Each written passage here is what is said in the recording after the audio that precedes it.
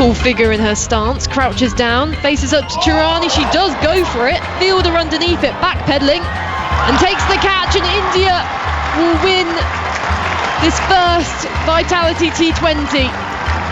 Celebrations, they run together, Indian flags in the crowd, and a disappointing performance from England.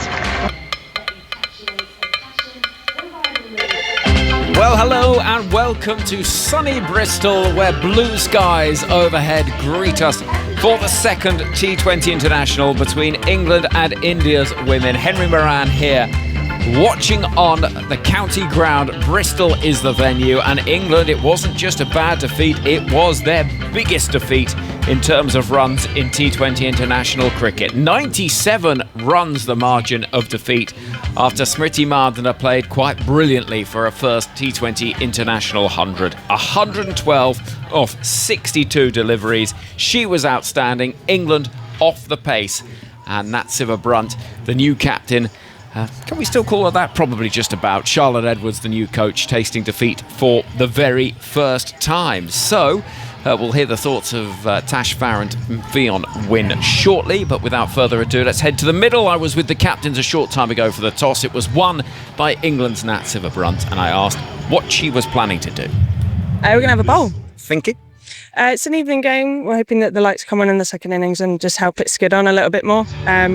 From the first game today, the disability game, apparently it turned quite a bit and had some good bounce. So, we're hoping that it becomes easier to bat in second innings. What were the learnings from that first T20? I think just to become really clear on your plans, know where you want to bowl and where's, I guess, best to bowl in terms of bowling at the Indian batters. And just learn from that. Obviously, we didn't execute as well as we wanted to, so hopefully we can do that a bit better today. Any changes to yourself? No, we're unchanged. And what was the main sort of, I suppose, flaw in the performance the other day? Because you talk about the learnings, you talk about doing things better. What was the big problem? I guess you probably can't put it down to one thing. I mean, if you take the two innings separately, we did different things badly in both times. So I guess on the whole, we've learnt. Obviously, we're playing against a much better side who are going to challenge us. So if we mis-execute a little bit, I guess the margin becomes smaller. But on the whole, we've done things really, really well so far this summer, and not to forget that, really. Go well today. Many thanks, Nat. And Harmanpreet Kaur here as well. First and foremost, you're back in the side. How are you? Oh, feeling great. Thank you so much. And talk to me about having watched that first T20 international. I mean, the mood in the camp must be superb after that performance. Yeah, definitely. The way we performed in the first game, that is something very special to see. And today again, we wanted to go with the same approach. Obviously, the one change, Harlindal out of the side, you're back in. It's good having those sort of options, though she played so well. Yeah, definitely. I think it's a good headache to have because somebody performed so well, but unfortunately she's gonna miss today's game. But I think the way we played first game, that is something very special for us, and today's another game and want to go well. Would you have had a bowl? Well, we were looking to bat only, and let's see how it goes. And just finally, Smriti Mandhana, 100 in the last game, 150 T20s in T20 internationals, some player.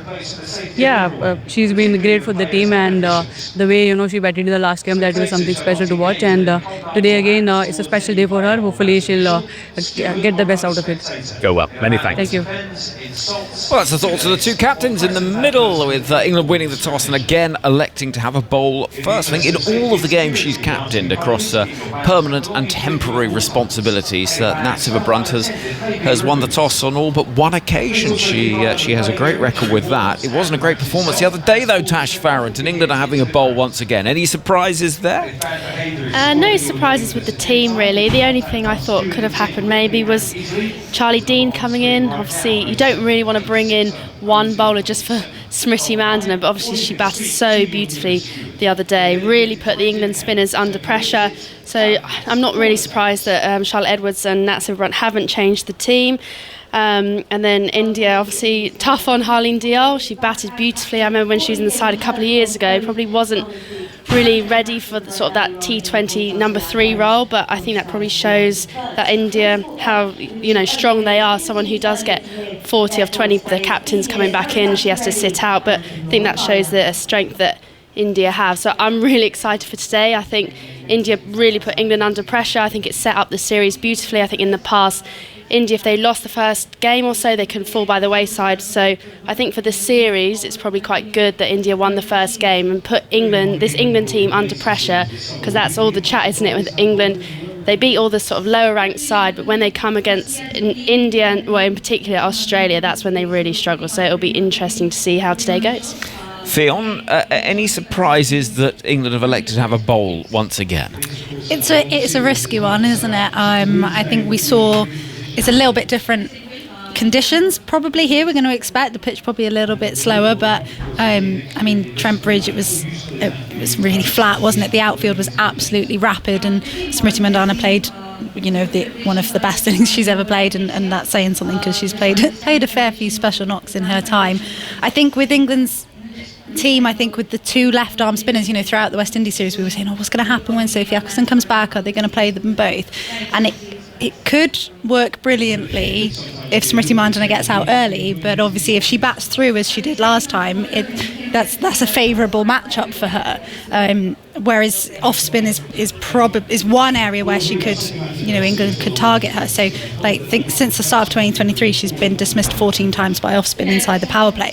So that's where you think, could Charlie Dean have come in? Neither Ecclestone or Lindsay Smith had a great day on Saturday, but obviously, you know, Charlotte Edwards has chosen to back them and give them another go. So it'll be interesting to see how that matchup works again. Yeah, same England team, which is Sophia Dunkley, Danny Wyatt-Hodge, who's got 3 ducks in a row. I mean, they say get your ducks in a row, but not in that way in T20 cricket.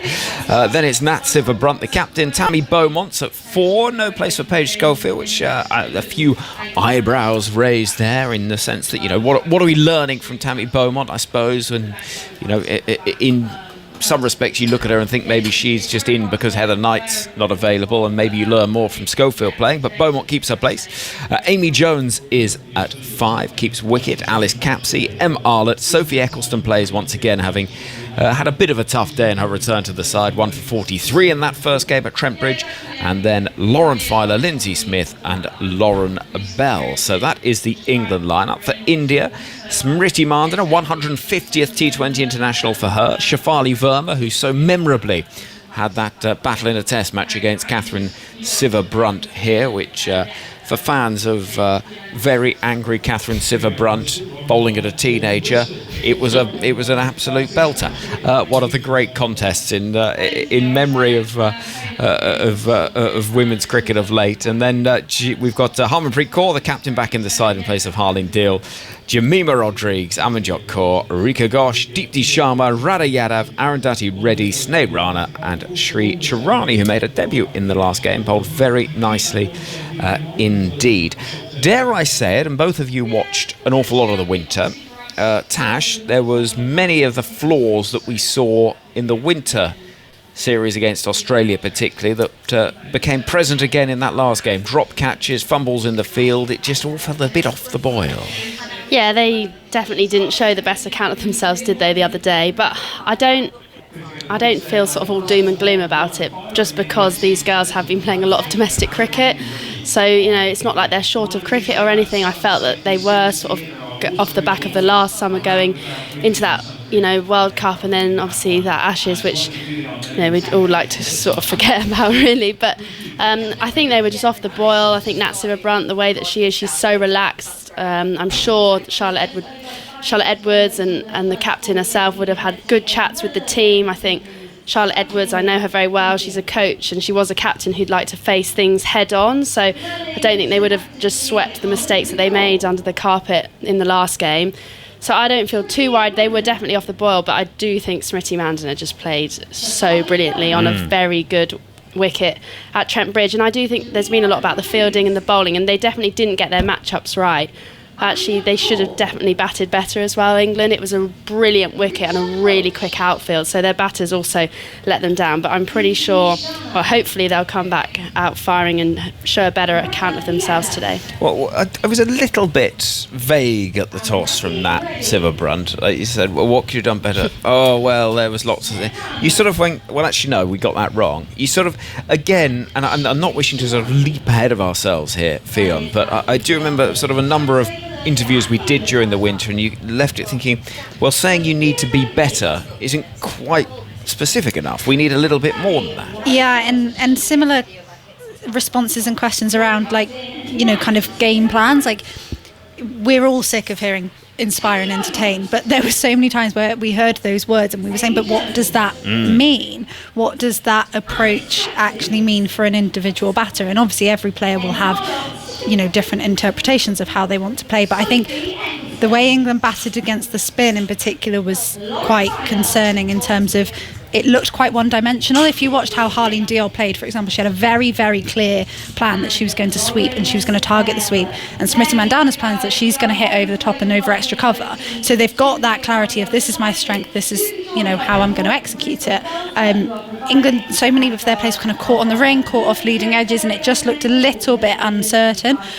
So I think that's something that they'll definitely be wanting to put right. And we know now, and India will know, they're going to have a trial by spin throughout the entire series, and looking towards the World Cup in the autumn, it's probably exactly what they need. Well, they go to India, and that's what the surfaces are going to dictate. And Sri Lanka, indeed. Since the start of 2023, by the way, England have averaged just 18.3 against spin when they've taken on the top sides, Australia and India. I mean, they can tell us it's not a problem, Tash, but the evidence before our eyes would rather suggest it is. No, it definitely is. It's an interesting one because obviously, when you go to places that do turn, you are exposed more, but obviously Trent Bridge the other day didn't turn at all. I mean, I think it was a tiny bit of turn, but nothing to note really. So yeah, they didn't play spin well. They haven't played spin well for a good amount of time now, so I'm sure behind the scenes they'll be looking into that. I do think obviously Charlotte Edwards has said she would really like a left-hander in her top six, and obviously they're left not me. We've got just the person. Not quite, but I do think obviously the left-arm spinner, India's left-arm spinner last game took 4 wickets, and if you had that left-hander to break that up, I do think that they need to, someone like Freya Kemp, or Lindsay Smith can bat. I don't know why she wouldn't bat above Lauren Filer in this team, but they need sort of that change up to actually put off the other opposition spinners, because they are outdoing England spinners a lot at the moment. Yeah, and there's one thing that we've really seen from the limited sample size of that first game, and that is that India's spinners absolutely landed on a dime every single time, and it makes such a difference. To the side, right, the sun is shining. England are heading to the middle, their fielding unit gathering together now in a huddle in the red jerseys, the red caps and the blue bottoms.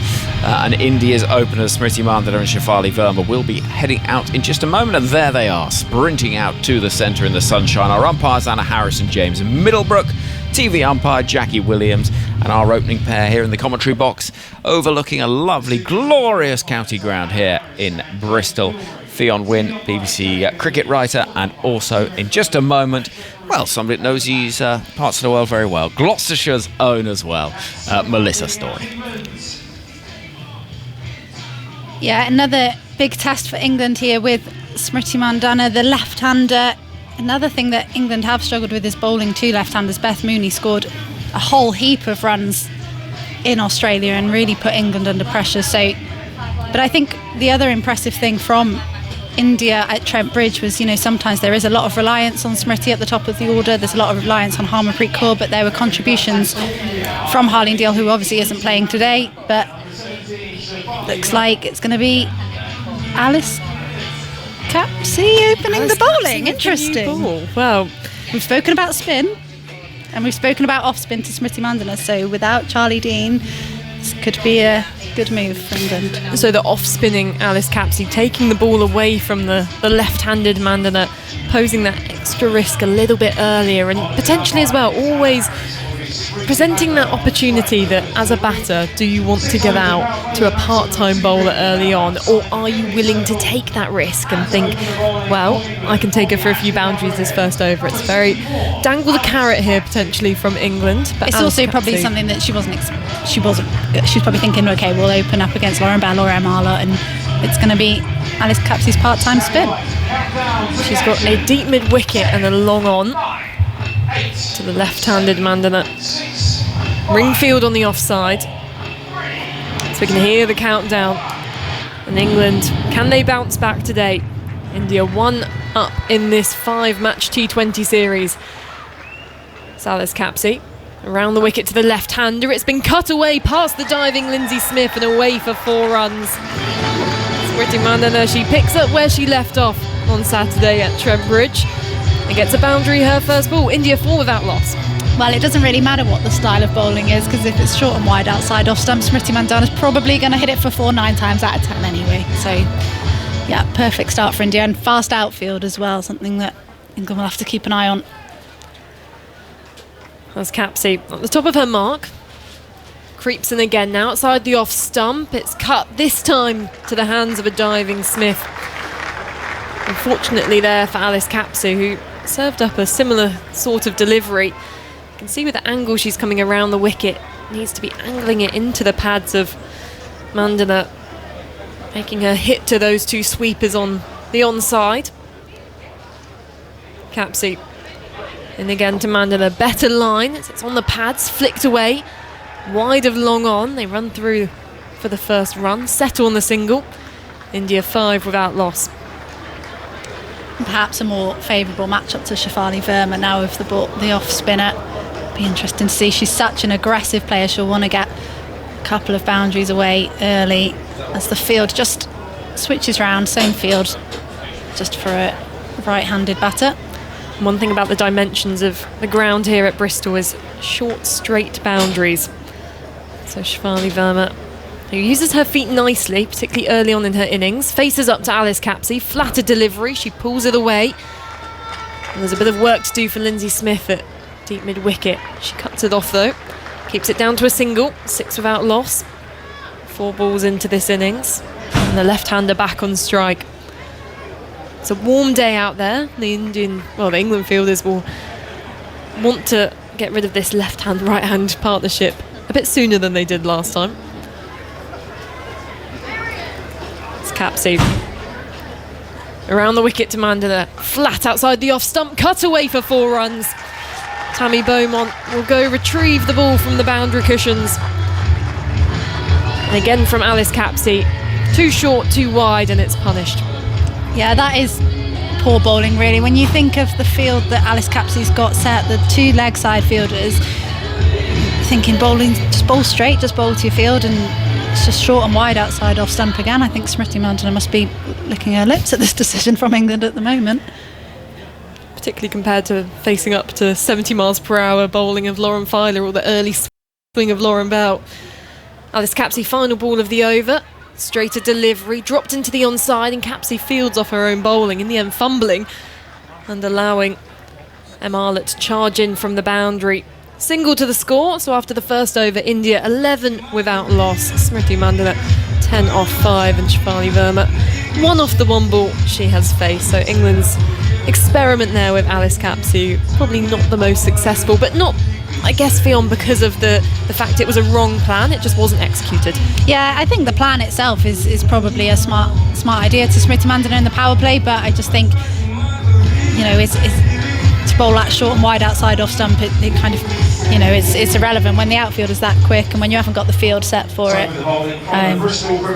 But yeah, really positive start for India, as Smriti Mandana and Shafali Verma have the most runs as an opening partnership in women's T20s in 79 matches. Nice record for the pair to take. Averaging 36 as an opening pair. 3 opening stands of 100 plus. And 18 of 50 plus. As in comes Lauren Filer outside the off stump, cut away, where there's protection in the deep. Will just be a single. 12 without loss. Some good partnerships in there as well. Healy and Mooney, Laura Wolfart. Sierra in second place there, Alyssa Healy and Beth Mooney. And then Susie Bates and Sophie Devine. Got another up-and-coming opening partnership. 5th in the list with Tamsin Brits and Laura Wolfart for South Africa. I was thinking, watching Smriti Mandana the other day, that if she opened the batting with Laura Wolfart, would that be the most aesthetically pleasing opening partnership in women's cricket? It's got to be up there, isn't it? I think so. When you see the compilation packages of the best cover drives, and even Smriti Mandana makes those more ugly shots look nice. Elegant. That pick up off the hip. Hayley Matthews at 3. I'm sure we could get a kind of Make it most happen. aesthetically pleasing playing 11, even down to the tail enders who have a good technique. Filer over the wicket to Verma, who clips this one up in the air. It falls short of mid-on and bursts through the hands of Arlett. Doesn't go through to the boundary rope, however. Alice Capsey fields that one, so she certainly took the pace off it, Arlett, and it was never going to carry. She's clutching her hands now behind her back in the manner to suggest she doesn't want to show how much that one hurt. She's got a grimace on her face, and India's score moves to 14 without loss. Again, Shafali Verma there, Fionn, showing that she's happy to charge England's fastest bowler, particularly in this power play, making the most of only those 2 fielders outside the ring. Filer, lovely delivery outside the off stump, just moves away from Verma through to Amy Jones, and England with that slip and a gully. They're being aggressive here against Verma. Yeah, I wonder if Lauren Filer's going to test out Shafali Verma with the short ball. I think did she get her on the head at Trent Bridge? It was given out initially and then it was overturned, but she has had struggles against the short ball during her career. Look at the position that Verma ended up in there, almost chest on to the bowler. She didn't look comfortable. Filer, that one coming in towards her, takes the glove and Verma's gone. Great delivery from Lauren Filer, that extra bit of pace injected that bounce out of the wicket. Just caught the glove and well taken by Amy Jones. England pick up their first wicket.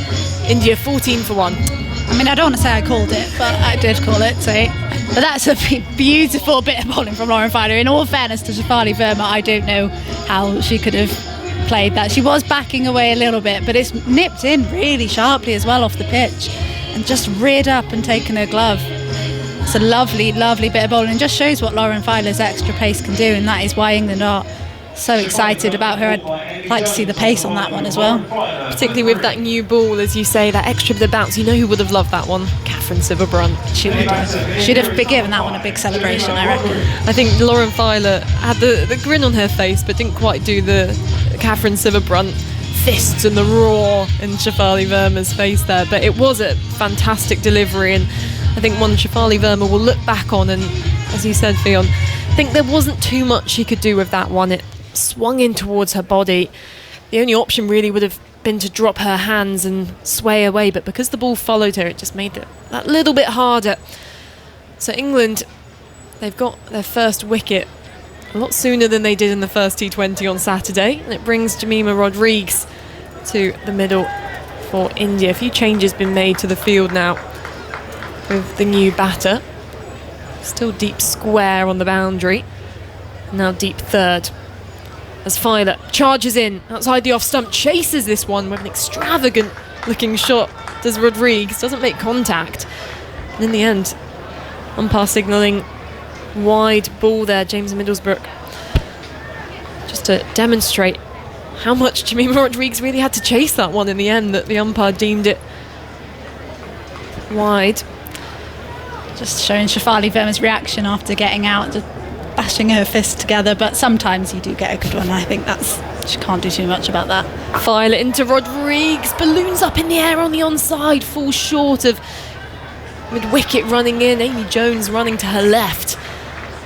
Another vicious short delivery from Filer, but Rodrigues does get off the mark, albeit uncomfortably. 16 without loss, India. The left-handed Mandela back on strike. Slip now moves into almost a third, fourth slip position. Got a gully as well as Filer comes over the wicket across the left-hander. Full. It's been driven back past her, burst through the hands of the bowler, but Eccleston does well at mid-on, getting a palm to it. And India only through for the single. 17 for 1 then after 2 overs. Smriti Mandana 12 off 7 balls, and Jemima Rodrigues in at number 3 for India. 1 off the only ball she has faced. And a great first over from Lauren Filer. As England are going back to pace from both ends now, Lauren Bell.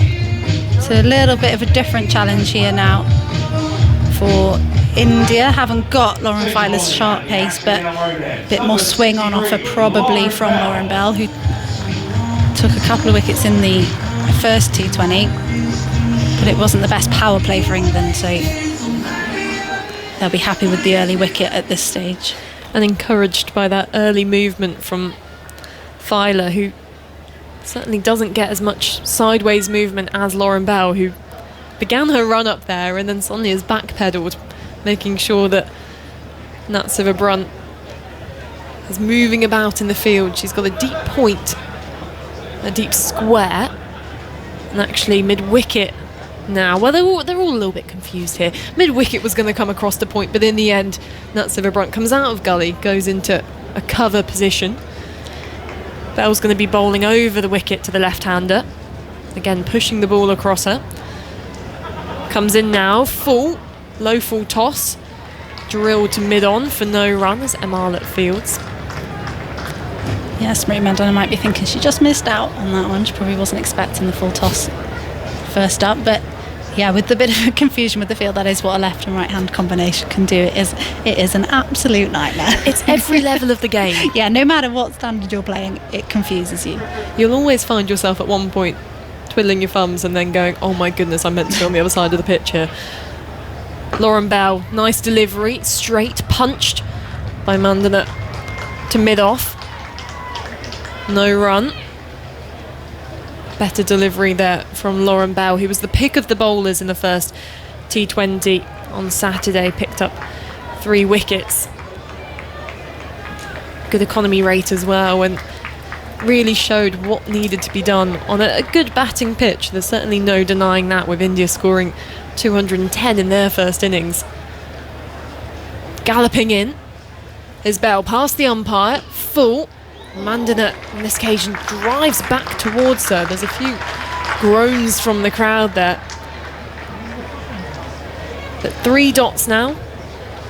And as they always say in T20 cricket, 3 dots can bring a wicket. Something's got to give. That's usually what we go for, isn't it? And who's it going to be? But really tidy start from Lauren Bell. Not giving Smriti Mandana any width, which is what she got in that first over. Just a couple of gifts to get her underway. She waits, crouched, deadly still. Bell into outside the off stump, cuts that one late. But Lindsay Smith's on the boundary at deep backward point. Will just be a single. India 18 for 1. Lauren Bell with 2 more balls left in this over. Or if she can get out of this one without a boundary, England will be feeling relatively positive about this start. They of course won the toss, elected to bowl first. A decision which we've questioned slightly, just in terms of what this surface at Bristol can do. It can slow down a lot more. It can be difficult to chase on. Bell into Rodrigues, who steps into the offside, drops the ball to backward point, scampers through for a single. 19 for 1 now, India. It looked like almost their field. She was setting up for the big shot, stepping into the offside and flicking it off the pads, but just readjusted her shot at the last second. Yeah, and that's a different challenge bowling to Jamima Rodrigues. Someone like Shafali Verma, England will be expecting her to come at you pretty much every ball. Rodrigues will put England under pressure with her running. She is absolutely rapid. It's 1s, 2s, turn them into 3s, and then she is capable of being explosive as well, but she's just settling into her innings at the moment. As Bell, final ball of this over. On the drive is Mandana looking towards that extra cover region. In the end, the ball ends up at mid-on. And a fantastic first over from Lauren Bell. Just the 2 runs off it in the power play. India, 19 for 1. Showing where to bowl on this pitch. And already, we spoke about it in the build-up and after that first T20 of only 5 deliveries from England's seamers, was it, on the stumps in that first T20. I think we've probably ticked off 5 already in the first 3. Yeah, there were 18 balls in the whole innings that would have been going on to hit the stumps, and there's a caveat that when bowling at the death, they did go to a kind of wide Yorker plan at the end, so you can give them benefit of the doubt on some of those. But much improved from England over the past couple of overs. especially after that first over where Smriti Mandana came out positively, hit a couple of boundaries, looked to put England under pressure again. Filer continues for the fourth over, as getting into a ramping position is Rodrigues. Follows her, does Filer. 75 miles per hour, that ball. You can see what Rodrigues is trying to do there. If she can get it over Amy Jones or even Fine Leg, who's up in the ring, there's a boundary option there. England also leaving that extra cover region open if she wants to take on the drive, maybe use her feet bat outside her crease. Either way, England making the Indian batters think here, asking questions.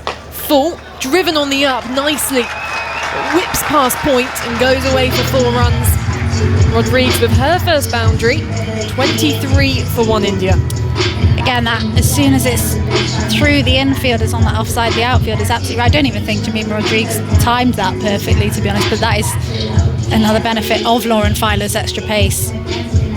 Any bit of bat on it is going to fly past Lindsay Smith. At point had absolutely no chance.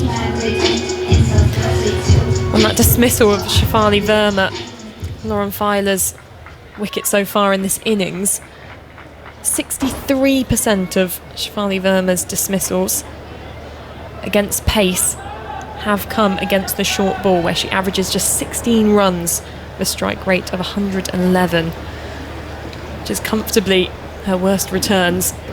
Outside the off stump, looking to flail this one away is Rodrigues. Again, beaten for pace here. She's not looking entirely comfortable. No, it's a good response from Lauren Filer after that bound. Just dragged her length back a little bit. The previous one was a bit too full, a bit too easy for Jemima Rodrigues to put her hands through it. But this is a really, really impressive spell of bowling from Lauren Filer here. She's got Jemima Rodrigues on the back foot. Halfway through this fourth over, as Filer to Rodrigues, shorter ball. She contemplates going after that one with an uppercut, but withdraws from the shot, and sensibly so, because the umpire, James Middlebrook, signalling a wide ball. India 24 for 1, and it goes to show, I guess, Fionn, that Lauren Filer is such a kind of unique weapon in England's armoury here, because you don't have many bowlers on the international scene bowling at this pace, so it is hurrying up batters. Certainly not a pace they're used to facing too often. Outside the off stump, back of a length. Rodrigues there, looking to get on top of the bounce, but goes past her. Through to Jones, 24 for 1. You can see exactly what Rodrigues is trying to do. She's very deep in her crease, and she's waiting, trying to play the ball as late as possible, because she knows that the extra pace will just see it fly to the boundary, but she's just unable to get bat on ball at the moment. It's just beating her for pace every time. As 76 miles an hour, that one from Lauren Filer. She's in now. Past the umpire. Fuller driven into the hands of cover. Sophia Dunkley getting in the way of that one, going away for 4. Rodrigues made nice contact with it. Will be disappointed. A metre either way. Would have been another boundary. And on this occasion, just using her feet, creeping out of her crease. So you can see she's thinking here of what to do, Rodrigues. Yeah, that's the frustrating one for Rodrigues. After those short balls, she's probably thinking, yeah, nice full delivery, get it through the covers. Instead, just picking out the fielder. Lauren Filer here, just having a conversation with Sophie Eccleston at mid-off for the final ball of this fourth over. Slip in a gully. Filer outside the off stump, driven airily to backward point on the boundary. Will be a single to Rodrigues, who keeps the strike. 4 overs gone. India 25 for 1, going along at a strike rate, or a run rate of 6.25. So certainly not scoring as quickly as they were at Trent Bridge, but different conditions here today at Bristol. And I guess an England side who, it wasn't almost like their performance the other day, Fionn, was England walking off the pitch and going, goodness, that was our best performance we could have possibly put in, and they destroyed us. It was an England side going off saying, we are disappointed in how we did. We know that's not our best. So it's almost easier to put a performance like that in the past. Yeah, when they know it, they know they'll have 100% known everything that they did wrong and what needs to be put right, especially in the field. As we said, the so few balls hitting the stumps. They didn't execute their game plans well enough, and that can happen when somebody like Smriti Mandhana takes the game to you. You lose concentration, you lose sight of your plans because you kind of panic a little bit. So they'll have to keep their cool if that happens again. Arlott from the Ashley Down Road end. It's clipped to mid-wicket. Shai comes in at the non-striker's end as Smriti Mandhana just creeps outside the crease. England buzzing around the field here. Plenty of volume, encouragement for the bowler. But I also think India will know already, that this isn't going to be the same conditions as Trent Bridge. They're probably not going to get a score of 200 here, and they'll know that if they can get to 150, 160, then they'll probably be in the game with their bowling attack. Arlott, full driven, squeezed past extra cover. Few fielders in pursuit, but won't cut off the ball. Goes away for 4 runs. Rodrigues will take confidence from that one. It wasn't perfectly timed, but it was the placement which was key. And India move on to 29 for 1. Yeah, again, just a little bit too full from Arlott, and a big gap out there at cover. Just threaded through by Jemima Rodrigues. She's another very aesthetically pleasing player to watch when she gets going. Makes good use of the crease as well. Certainly isn't a player you'll see keep very still.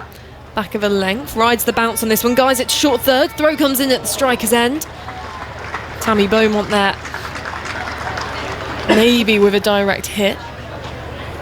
Although these two out in the middle, Mandhana and Rodrigues, have that communication, I think, pinned down that they're going to want to take on those singles in the ring. Yeah, they seem to it's almost telepathic, isn't it? It's almost like if we're going to drop it, we're going to run. And Mandhana knows how quick Rodrigues is. She's going to make it most of the time. And that is the important thing on a pitch like this, where the boundaries may not come as freely. To make the most of every run-scoring opportunity is clubbed in the air and taken at mid-on. Lauren Bell takes the catch, and Arlott with the wicket of Smriti Mandhana, looking to go over the ring. Lauren Bell didn't look entirely comfortable under that one, but in the end did really well. Almost crumbles to the ground after taking the catch. She's surrounded now by her England teammates. In fact, she almost overran it, and at the last minute outstretching her hands above her head to her right. It's one thing we've mentioned a lot this summer, is how much Lauren Bell as a fielder has improved. She has been involved in some pivotal moments for England this summer already. And another demonstration of that. India 2 down now, and the big wicket of Smriti Mandhana, who scored that magnificent century in the first T20. She goes for just 13 runs. Yeah, brilliant work from Lauren Bell. She still looks a little bit surprised when she takes some of those catches sometimes, as if to say, oh my gosh, I've actually done it. But yeah, just probably getting a little bit stuck in the pitch there again, just the slow nature of the surface, not coming onto the bat as nicely as for Smriti Mandhana as it did at Trent Bridge. But that's a huge breakthrough for England, because she didn't quite get going either. Smriti Mandhana removes the left-hander as well, as the Indian captain back into the side for this second T20. Harmanpreet Kaur. Open stance, faces up to Arlott, drops it into the offside, to the left of cover. Capsey fields, and India through for a single. The Indian captain off the mark straight away, 31 for 2. I'd like to see Lauren Bell almost getting to the kind of Fran Wilson, Jonty Rhodes level of fielding, but still having that same element of shock every time she takes a catch. Just never losing the novelty of going, wow, that was really good. Arlott into Rodrigues, slower ball, guided to short third. Beaumont fields, this time no single. So 5 overs gone, and India 31 for 2. Just 1 over left in this power play, where England can have 2 fielders outside the ring. After that, they'll be allowed 4. And it looks like Lauren Bell is going to have a change of ends. Fionn, a few more thoughts from you, and then you're going to be joined by Henry Moran. Yeah, much improved performance from England so far. Obviously only 5 overs in, but just already much more disciplined with the ball. India haven't been able to take the attack to them, haven't been able to play as destructively in the power play as they did on Saturday. And their current run rate would see them score only 124, so England will be, you'd think, would be pretty happy with that, but still plenty of batting to come from India. They won't be panicking yet. Plenty of experience in Harmanpreet Kaur and Jemima Rodriguez in the middle as well. Well, here comes Lauren Bell, fresh from taking that catch, and that's a little leg side-ish, but into the hands of the fielder, it's short fine leg. And that is a really good catch from Lauren Filer, because it went quickly. Not the best ball that she's ever going to bowl, Lauren Bell, and she knows it. But it's a big, big moment at the start of the 6th over. Helped on its way, and there was a tumbling Filer to take the catch. Harmanpreet Kaur looks absolutely furious with herself. She cannot quite believe what she's just done. It was short going down the leg side. She's probably thinking that is a lovely ball for me to get my first boundary out of the way. And Lauren Bell puts her hand over her mouth as if to say, have I seriously just taken a wicket with a ball like that? Well, there is a cricketing term for such deliveries. Wait till 9 p.m. Which is probably not quite suitable for younger listeners, so we will leave that to the imagination. But that was definition of it. That was the definition of it. 31 for 3 is the India score. Put it this way, basically means rubbish bowling sometimes can get rewards, I think is how we'll put it. Alex Hartley loves the full toss start, doesn't she? Yeah, well, she always says 1 in 3. Yeah, 1 in 3 full tosses gets wickets. Amanjot Kaur comes to the middle, 14th T20 international, best of 41 not out. She's got a good strike rate as well, well north of 100. There's a bit of pressure. They've got just 5 balls left of the power play. England have a deep backward point for the right-hander as Lauren Bell stands with a red England jersey being buffeted by the breeze that goes left to right as we look at it. And that is another honking delivery down the leg side, which is signalled as wide, and that'll be 1 onto the total. She very nearly messed up that catch, Lauren Bell. It looked spectacular. It was a bit like a goalkeeper wrong-footed by a deflection off a wall. Do you know what I mean? Lots of moving parts. There were limbs all over the shop. Here comes Lauren Bell to try once more as a slip in place. That's a better ball right on middle stump and defended into the ground off the back foot by Kaur of the Amanjot variety. 32 for 3. And Harmanpreet Kaur also taking Harleen Deal's place, who played such an important knock at Trent Bridge, is now making that decision look a little bit ropey. Well, we knew it was going to be potentially if Harmanpreet was fit. We knew she'd come in. Yeah, it was whether it was going to be deal or no deal, I suppose, in the side. That's the 3rd time you've said that to me. 32 for 3, and that's a delivery with a bit of hostility. It was short, aggressive, and just outside off stump. And Lauren Bell walks back towards us, having bowled now 9 deliveries and picked up 1 for 3. She and Filer have got some good bounce from this end. Yeah, we weren't too sure about the decision to bowl first. It's looking like a pretty smart one now. Well, it always does when you get the wicket of Smriti Mandana, doesn't it? I mean, that always adds a certain... feels like it's worth about 3 wickets in itself. Well, it does. I think that is fair. Next delivery helped on its way around the corner down towards a backward square leg where Danny White-Hodge will field and fields quickly enough to prevent the second run. And I think England as a fielding unit today look much more on it. Yeah, body language is positive, plenty of noise, plenty of energy. First over from Alice Capsey didn't go to plan. A couple of boundaries to Smriti Mandana, but since then they have been on it. They've been on the ball. A couple of good catches and much more disciplined in their areas with the ball as well. 33 for 3 the score. Here comes Bell. That's a nice delivery, top of off stump. Rodriguez defends. I think we were talking the other day about the tallest and shortest opening partnership in cricket in the men's game.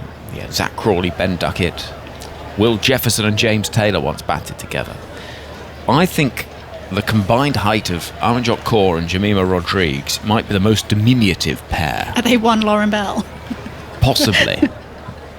In comes the aforementioned England bowler.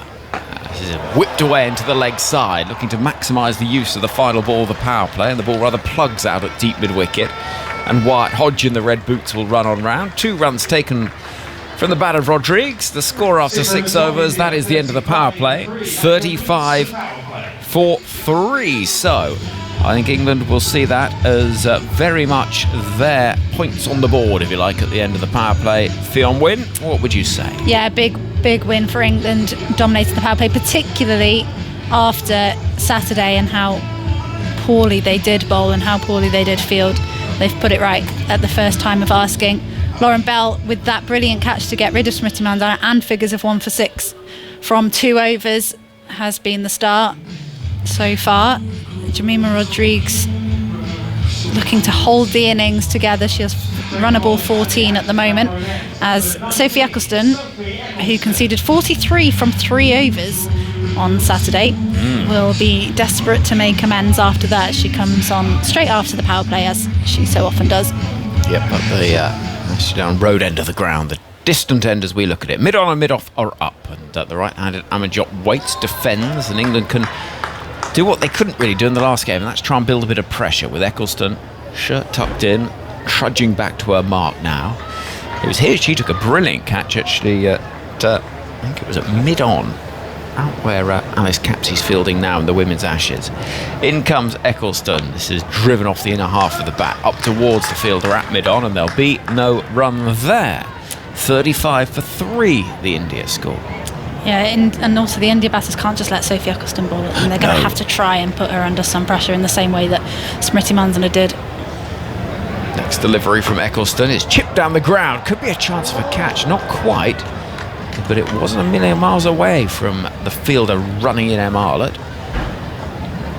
And it's all looking a bit stodgy for India at the moment. England on top. There's a few food stalls over to our left which are doing a good trade. I can see some members of St John Ambulance who are gathered not far away from the ice cream van.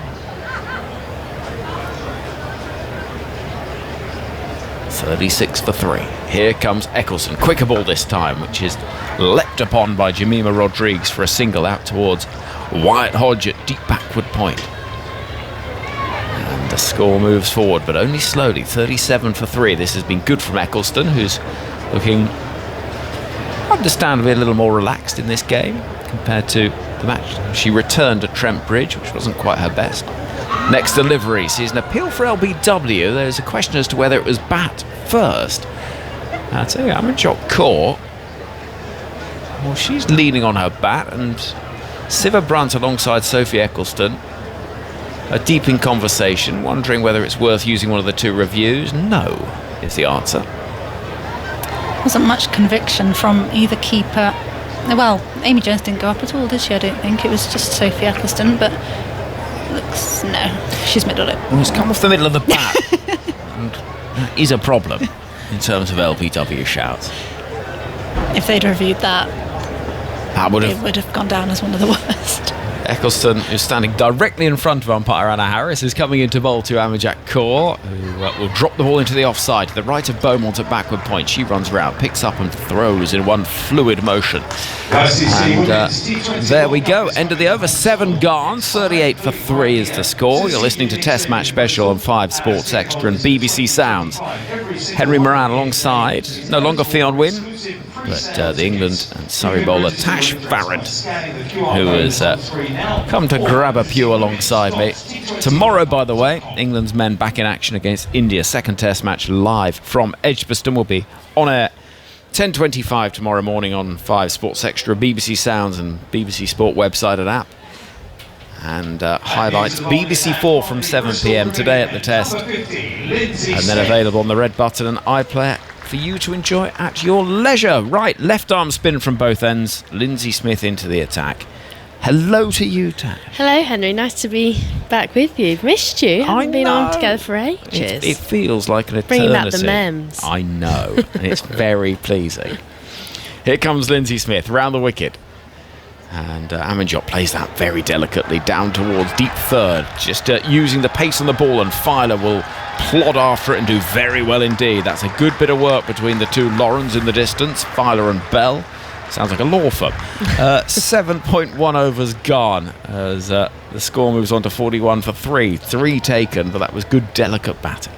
Yeah, and good fast work from the two big quicks that have in their side. They fielded really well, started well here. Lindsay Smith, not the best over from Alice Capsey, but she started it off with that brilliant dive in the first over, and everyone's followed suit here. So better start from England, the perfect platform for their left-arm spinners to come into the attack. Here is Lindsay Smith once again.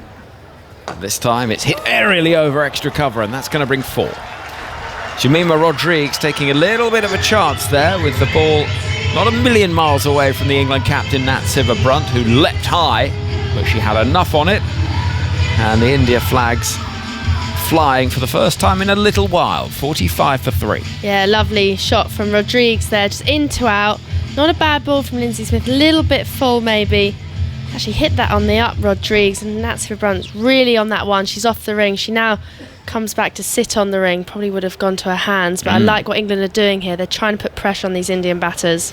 Smith round the wicket, driven again towards Siva-Brunt. It goes along the ground to her left this time, and will be picked up by Alice Capsey, who's got a bullet arm at deep cover. Someone you know well, but she's powerful in the field. Yeah, she's got a gun arm, Alice Capsey. She's fielded really well for Surrey this year as well. The big square boundaries here at Bristol, so the England boundary field's just off the rope a little. Smith is bowling. It's been launched down the ground. It's a good-looking shot, and it'll land probably 4 or 5 yards inside the ropes and will bring 4 runs. There was a shot of aggression there from Amanjot Kaur, who has a smile on her face as she punches gloves with Rodrigues, taking a little bit of a chance, but with mid-off up inside the circle, a chance worth taking. 50 up for India, 50 for 3 here on BBC Sounds. Yeah, brilliant shot. Just a little bit full again, Lindsay Smith. Normally so good with her lengths, but strayed full a couple of times this over. A great shot. Obviously in the women's game you can only have 4 out instead of the 5 in the men's on the boundary. So Amanjot Kaur making sure she took on that extra fielder that's up in the ring, which has brought a field change, covers up, and long off goes back to the boundary. Here comes Smith again. It's a ball which is clipped down the ground for 1 more. It's nicely angled by Amanjot Kaur. He's looking ever more comfortable. 51 for 3. It was quite expensive the other day, Lindsay Smith. She was, and she did bowl in the power play to Smriti. Obviously a little bit short in that power play. She'll be nervous. She'll know that Charlie Dean is obviously waiting in the wings, but I like how they've kept her this game. Smith again. This is drilled along the ground, and it's a very good tumbling save from Nat Siva-Brunt, putting her body on the line in the sense that those elbows, which are uncovered, would have taken a real scratch from one of those used pitches. You know as you dive this is going to hurt. 52 for 3 after 8 is the score. Yeah, some good stuff from England here. They're going to ground, making sure they put their bodies on the line, because it's a big square that runs all the way along the width of this pitch at Bristol. So Nat Siva-Brunt, she's saving those runs, making sure that... I'm surprised she hasn't got the tubey grip on, actually. As captain, you know you're going to find yourself at extra cover. Makes me think of Heather Knight, actually, always positioned herself at extra cover. She always used to have grazers all the way up her arms, but brilliant work from Nat Siva-Brunt. But these 2 Indian batters just building a little bit of a platform. They're quick between the wickets, found the boundary a couple of times in that Lindsay Smith over. Need to keep that pressure on. Here comes Arlott from the far end and pulling the ball away, and quite effectively is Rodrigues. And she actually played the shot mid-air, which was quite spectacular. It was almost like a smash from the All England club. That'd be a good picture, wouldn't it? Yeah. I hope someone's got a snap of that, because she really got some airtime there. It was She impressive. did. Wimbledon continues, by the way, on BBC Radio and Television. Plenty of shocks today. Here comes next delivery. Amanjot's going to thrash through backward point. There's a good looking shot. It goes behind square out towards the deep. There's Wyatt Hodge to pick up with just 1 taken. England supporters admire the fielding, and I admire what is in front of me here, which is a lemon drizzle cake. Oh, I love a lemon drizzle. Don't we all?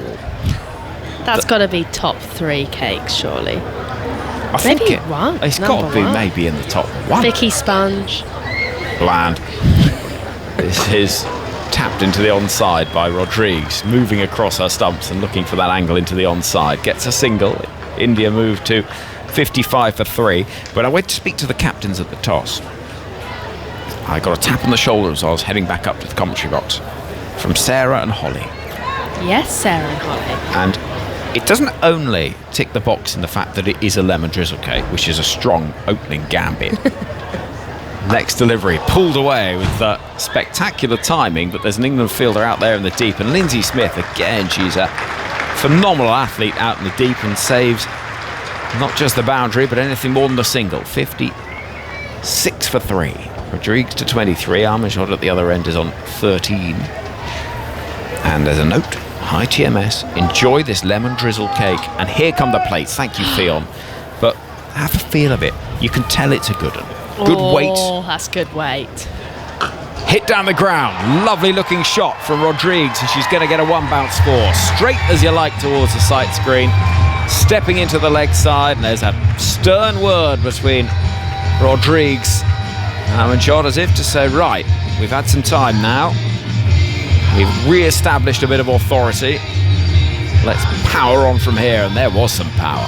Yeah, lovely shot as well, because she actually stepped way outside her leg stump to give herself her arms, hit straight down the ground past the tall figure of Emala. Really good shot from Jemima Rodrigues. It just feels on this pitch, actually, holding your length is the best option with that occasional short ball that the England bowlers have used very nicely tonight.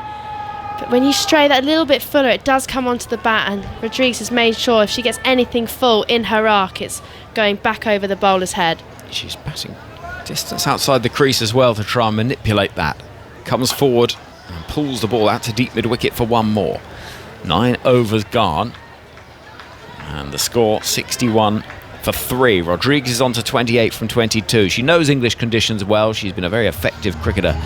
Playing in the 100. I remember one brilliant knock she played at Headingley for the Northern Superchargers. She got 90 odd, didn't she? Didn't quite get the 100, but yeah, I remember that as well. She does use the crease very well, Rodrigues. You know, she's probably not the most powerful, but she times it beautifully, and she's just trying to put the England bowlers off their lengths here. Right, one ball she's going deep in her crease with her R-lot. She knows that she's going to try and bang it in, so she's trying to get. Well, she's quite a way outside of her crease, so she's just trying to put off the England bowlers' lengths, because they have been on it tonight and they've been on it in the field as well. But if these two can get a partnership going, then you've got the likes of Rika Ghosh in the sheds who can give it a whack, and Dipti Sharma as well. So they're just trying to set up a platform. They need to try and push that rate more towards just under 7s here. They need to get it up towards that 8. Partnership worth 30. Eccleston bowls, and getting in a bit of a tangle is Rodrigues, who could only tap the ball into the onside to the left of the England keeper Amy Jones. I'm looking forward to the cake. When are we going to crack it open? Half time? Well, just to keep us going? I think maybe, yeah, a cup of tea. Oh, lovely. Eccleston bowls, shot towards cover point, where Beaumont moves to her right, with jersey untucked and mass of bushy hair poking out the back of her cap. I managed to avoid the brownies for dinner, but I can't avoid the lemon drizzle as well, can I? No, I think you've shown enough restraint and virtue today. You've earned it. Driven with elegance and timing by Rodrigues out towards deep extra cover, where England do have a fielder waiting, and it's Lindsay Smith who will throw the ball in. 62 for 3 midway through the 10th. Eccleston into her second over, just 4 runs conceded so far. She'll also feel a little, I don't know, Eccleston this is. Feel, frustrated. She's dropped down the rankings a touch. Eccleston bowls. Next ball is dropped down towards short third, and as the throw comes in, there was a little bit of a hurry on, but they do get the single. Armanjot running to the danger end. 63 for 3. She definitely will, because she's a competitor, Sophie Eccleston. There's been all this chat around her, but she's been number 1 in the world for so long, and that is for a reason. She's so competitive when she's in the battle against the batter. Eccleston again, that's a good looking ball, which is nudged into the onside. Good running though again from this India duo, who were eager to pick up the single. And what I've noticed so far tonight, I know she's only bowled 1.5 overs, but she's taken the pace out of it. The Indian spinners bowled a lot, sort of 5 to 10 miles an hour slower than the English spinners in the last game. So Sophie Eccleston, she's obviously adapted on this pitch. She's going slightly slower, a little bit of purchase as well. 64 for 3. Eccleston bowls. Oh, it's a beauty as well. Turn, bounce taken by Jones, who whips the bails off with a flash of those Firefly bails. And 10 overs gone. 64 for 3 the score. I'm going to go and make a cup of tea. Look at that. It has been revealed in all its glory. Oh, it's got like that sugar crust thing. It does. Oh. So what's that called? The drizzle. Oh, that's the drizzle. Oh yeah, good point. Sorry, yeah. I'm not a baker. I'm not a baker. I think I can cook. I can take a few recipes excellent down. on Celebrity Bake Off. excellent viewing. Yeah, it'd be excellent viewing. Fionn is very delicately cutting a slice. Right, I'm getting out of the way. I'm going to have a slice of lemon juice. Okay, and Melissa Story is standing by to take up commentary. Drinks being taken in the middle, and England in a healthy position with a score at 64-3. Yeah, drinks down there and cake up here. That's a good side of the bargain, I reckon. But England, they'll be very happy with the first half of their bowling innings. I was quite surprised actually when Nat Sciver-Brunt chose to bowl on traditionally a slightly slower wicket here at Bristol. I actually think it's played pretty nicely, but we did see that last ball from Sophie Eccleston really turn sharply and quickly through to Amy Jones. I'm sure India will be looking at that and their spinners will be licking their lips, but their batters, they've still got a lot to do here. They're only going at just under sevens. They need to try and push that rate up to get a decent score on the board. Hello, Tash. Hello, Melissa. You've got a lovely looking bit of lemon drizzle cake in front of you. Are we going to do like a live taste test? Oh, I'm scared. Okay, yeah. It's not poison. Now I know what the drizzle is. We hope not. Part of the lemon drizzle. I think that's a good choice as well because the end bit has extra bits of drizzle on it. So here we go. I'm going to commentate on it. The cake has gone inside the mouth. The eyes have widened. I think she's now getting a bit embarrassed and trying to get through this mouthful. We're still going, still chewing. Really savouring the taste. Excellent crunch.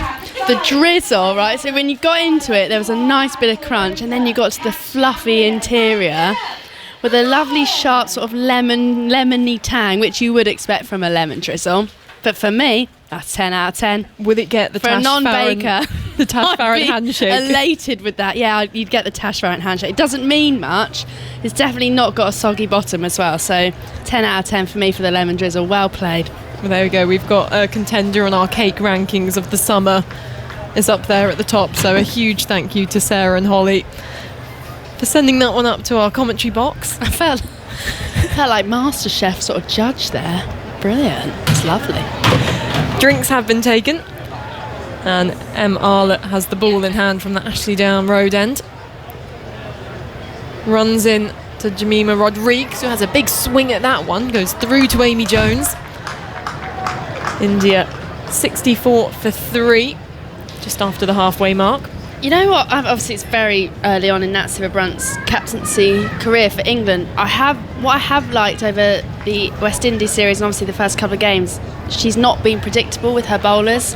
She has chopped and changed. She hasn't given people sort of 2 overs in a row. As Arlott comes in to Rodrigues, she stepped into the offside, looking to play it into the leg side. The ball ballooned up to short third. A direct hit from Beaumont actually allows India through for a single in the end. So all of that. And as we wait the umpire's signal, did come off a bit of bat. I think it must have. I don't mind that from... Yeah, well, I think that's come off the bat into the helmet, so the physio's going to run on with the concussion protocols. That did hit her quite hard, Jemima Rodrigues. Good short ball from M. Arlott. The England bowlers have used that. They've used their one short ball and over to these Indian batters. It's worked really well with these big square boundaries, but that has clattered Rodrigues in the helmet, so she's going to be checked out from the physio out there. I just wonder whether there's an element of toothpaste in this wicket. Well, you would know. You played it the other day. Well, I wouldn't, because I only faced one ball. Sorry, it hit the top of leg stump, unfortunately. But yeah, but was it? You were sort of expecting it to come on a little bit slower. It certainly wasn't a high-scoring game. So in that one, it was Gloucestershire against Glamorgan in a T20 game, and Gloucestershire batting first got around 113, and it was difficult to get on. The spinners, when they found that length, were sliding it on, and I think England have demonstrated that already, particularly when you're just taking that bit of extra pace off it. And there was a bit of nip in the surface for the seamers, but Glamorgan chased it down. So England would be looking at that and going, well, we're in business if we keep going how we are. It's all about the execution. You can be given a wicket with a bit of help in it, but England have bowled well so far. Pulled up in the air, 2 fielders running, and the ball falls just I'm getting the words out wrong there.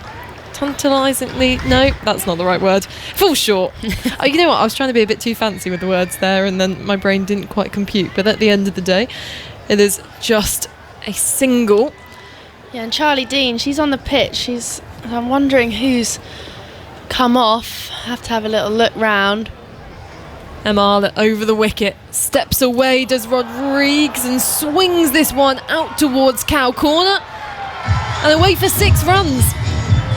Umpire Anna Harris raises both hands, and she was ready for that one until it was in her arc, swung towards a group of Indian supporters in the crowd who has a giant grin on his face with his family there. I'm not sure whether that fan took a catch, but certainly is delighted that the ball's come his way. And a wonderful strike. Yeah, Rodrigues is loving anything that's full into the beautiful black bat flow that she has. Em Arlott just needs to bring her length back a little bit here. Arlott bowls to Rodrigues, steps away, hammers it over mid-off this time. A few bounces into the boundary rope. She's striking the ball beautifully, Rodrigues. She's had a few issues against that shorter ball, but as you say, Tash, as soon as it's in her arc, that occasion leaving the stumps exposed, and a beautiful swing of the bat.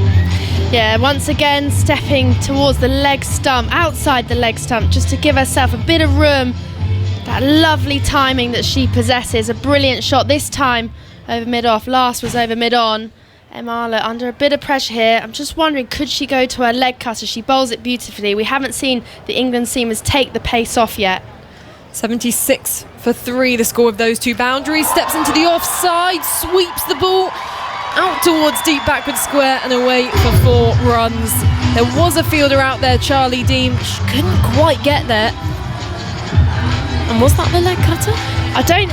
It's hard to tell from up here. We'll have to have a look at the replay, but what a brilliant shot. I think that's just pace on again from Em Arlott. I think she's trying to go for the Yorker, but she's been short of it. Ends up a half volley. This time Rodrigues, using the crease brilliantly, goes towards the offside and sweeps behind square. She's using this crease beautifully because she's just stepping sort of leg side then offside to really put off Em Arlott, and she struggled there. She didn't take the pace off. She kept going for that Yorker, which she has been bowling really well leading into this series, which has pretty much got her into this T20 side, her Yorker and death bowling. But this time Rodrigues too good for Em Arlott. She's 44 off 31. She's just starting to get going here. That was a very successful over for India. They're 80 for 3 as Filer's back into the attack. It's full, an on drive down the ground, and it will be hauled in by Em Arlott. India come back for 2. And the score 82 for 3. Now at the start of the 12th over. Amanjot Kaur on 17. A runner ball 17, but it really is all about Jemima Rodrigues at the other end. And as you say, it felt like in that last over she settled and she showed just how destructive she can be of moving around, asking questions of the bowler. Filer back in full straight, going deep in the creases court. Clips the ball into a vacant mid-wicket region, allowing her through for a single. 83 for 3, India. Oh yeah, and Em Arlott there just throwing the ball into the turf from the ring. She just got a little bit of a telling off from the square leg umpire. I'm sure she didn't mean to do it, but she's trying to probably get this ball a little bit softer because these two just building this partnership nicely. The run rate's up to 7.3 now, so just getting going. When's that short ball going to come from Filer? As Filer's in and ramping over Amy Jones, beats Tammy Beaumont running backwards and goes away for 4. Rodrigues moves on to 48. She's attempted that ramp a couple times. This occasion had to really wait for it. You could see her just help it over the keeper's head. That back of the hand slower ball from Filer. She adjusted really well there, Rodrigues, because actually when you go down for that ramp, you want it sort of coming into your body so you can go leg side with it, but she's able to just get it to the offside. Actually, I thought Tammy Beaumont anticipated that beautifully, but actually the ball just kicked on nicely to the boundary. Filer with a reply now. Full straight, stepping away, driving to extra cover. Dunkley throws at the non-striker's end. It misses, and they're coming back for a second run as the fielders on the boundary back up. A sprawling dive from Rodrigues to get back into her ground. Comfortably home, and it brings up her 13th 50 in T20 internationals. Raises her bat to the Indian dugout. Plenty of Indian supporters in the crowd celebrating. It's been a dynamic innings as she calls on for a new pair of gloves, I suspect. She very much ended up in the dust there, but 50 not out off 33 balls, 7 fours, 1 6 so far in her innings. Really good work from Rodriguez. Her strike rate has really increased over the last couple of years. She actually she did a couple of interviews the last couple of days, and actually she feels that her strike rate since going to number 5, ironically she came in at number 3 where she did used to bat for India, her strike rate has really improved. She was in and around that 110 mark. Now she's more towards 160 today, going at 150 strike rate. She started a little bit slowly. She's just got into her gear. She's enjoyed the pace on the ball from Lauren Filer and Em Arlott, and also showing there what a brilliant runner she is. I didn't think there was 2 on there. I thought it was a terrible call, but really quick between the wickets. Rodriguez gets out the sprawling dive as well. Comes back for her 50. She's just changing her gloves here and having a bit of a drink. She wasn't even in the shot there where we can see the ball coming into Amy Jones. She was preparing for the run out, and out of nowhere came this diving Jemima Rodriguez. And actually, maybe sensing this feeling of not a total panic from England, but this fear of what she's capable of, Jemima Rodriguez. From that previous over, the way we saw her attack Arlott down the ground, but then also use the crease to open up new corners of the ground. If she's still there, in a few overs' time towards the end, then it could be a little bit dangerous. But for now, India 89 for 3, 2 balls left in this 12th over. Does feel like this wicket, or a wicket of Rodriguez, could change things back into England's favour. Filer in, and she's ramping again. It goes high in the air and down towards the boundary for 4 runs, or we might just be getting confirmation of that from the umpire, James Middlesbrough, as we wait for confirmation of that. On that occasion, it certainly was a bit more pace on from Filer. 75 miles an hour from Filer with that 3rd up inside the ring. Just looking at the replay here, I think that was 4, bounced just before the boundary sponge. But once again, Rodriguez going offside with the ramp. Actually, Lauren Filer just pushing it to the offside. She saw Rodriguez move into that paddle position. She's just able to get it over Tammy Beaumont once again at short 3rd. Great shot from Rodriguez. Filer, final ball of this over. Shorter ball, looking to pull. And misses out, does Rodriguez, although a late signal of wide causes bowler Lauren Filer to rock her head back in disappointment and probably a bit more frustration to the skies. 1 for the over signalled, so still 1 ball left in this 12th over. I don't know about you, Tash. Oh, that's it harsh. feels a bit harsh. I know. There's no margin for it. It's literally just skimmed almost the top of her helmet, Rodriguez. I think that's harsh from the umpire as a bowler myself. But I mean, you want bowlers to be encouraged to bowl that short ball. They're not going to if those calls happen. So here comes Filer again. This time a slower ball, full toss, thick edge, gets past Beaumont at short 3rd, and it's squeezed away to the boundary for 4. So disappointing for Filer there. That maybe harsher wide call, and the final ball of the over goes away for 4. India 98 for 3. India's boundary count goes up to 12. I just wonder here, Tash, whether England might be thinking to bring spin back on, and they do. Sophie Eccleston gearing up to bowl from the Ashley Down Road end. Just conceded 6 runs so far off her 2, and it feels like England need to slow things down a bit. Yeah, and Sophie Eccleston, she's been the pick of the bowlers tonight, taking the pace off from the last game that she played on Saturday. She bowled really well, found a bit of purchase as well. Amanjot Kaur just needs to get Rodriguez on strike here. Kaur cuts the ball, gets it past a diving short 3rd, and will pick up 4 runs. Nicely making room for herself there, and 100 up for India in the 13th over. I mean, you're right in the sense that her options are get a single or get a boundary. Yeah, so she's done the better of the 2. I'm sure Jemima Rodriguez, who has been diving around, running plenty of 2s, will go, you have a bit of a chance here, as she sweeps, this time past short fine leg, and will pick up another boundary.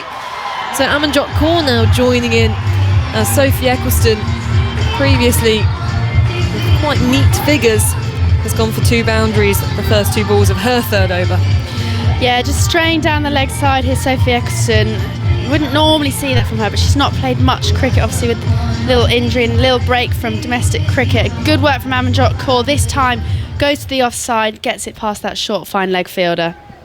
Eccleston slower, fuller, just dropped into the offside, and they go for a tap and run, throw into Eccleston's end. where she dives out of her left hand to retrieve that one. That is brilliant cricket from these. I love to see that sort of getting the 2-4s. Then they both knew exactly what was going to happen there. She was just going to drop it in for that quick single. And also Rodrigues, brilliant awareness, looking for that 2 as well in case Sophie Eccleston didn't stop that wayward throw. Eccleston, straighter ball, steps into the offside, has a heave at that one. Does Rodrigues out towards Lindsay Smith at deep mid-wicket. Just a single now. 108 for 3 India in the 13th. Amanjot Kaur 27 off 21 balls and Jemima Rodrigues 59 off 36. Eccleston from her starting position almost directly in front of umpire Anna Harris outside the off stump, cut away again past that diving point, and it's the same result for Amanjot Kaur. 3 boundaries in this Eccleston over so far, and the Indian supporters in the crowd up on their feet waving the Indian flags. Yeah, another good shot from Amanjot Kaur. She's using the depth of her crease, a little bit short from Sophie Eccleston, but Amanjot Kaur kind of knew that was coming because the last one was too full, 2 leg side. She knew that was going to be slightly shorter outside the off. Eccleston bowls, advancing down, driving in the air and just short of long off. It was Arlott running in from the boundary. If anything, it was timed perfectly by Amanjot Kaur, who didn't get all of it, and in the end protected her wicket in doing so. 113 for 3 India after 13 overs, and in the last 30 balls India have scored 60 runs for the loss of no wicket. Yeah, that's great work. Lindsay Smith's coming on now, but I would like to see Lauren Bell. I think she has been England's best bowler for the last year or so. I know she's probably saving her 2 for the death, but actually, this is where kind of needs to be a little bit flexible, especially in this T20 format. She is your best number 1 sort of seam bowler, and I just would like to see Lauren Bell here need to try and break this partnership. Smith from the pavilion end, outside the off stump, cut away.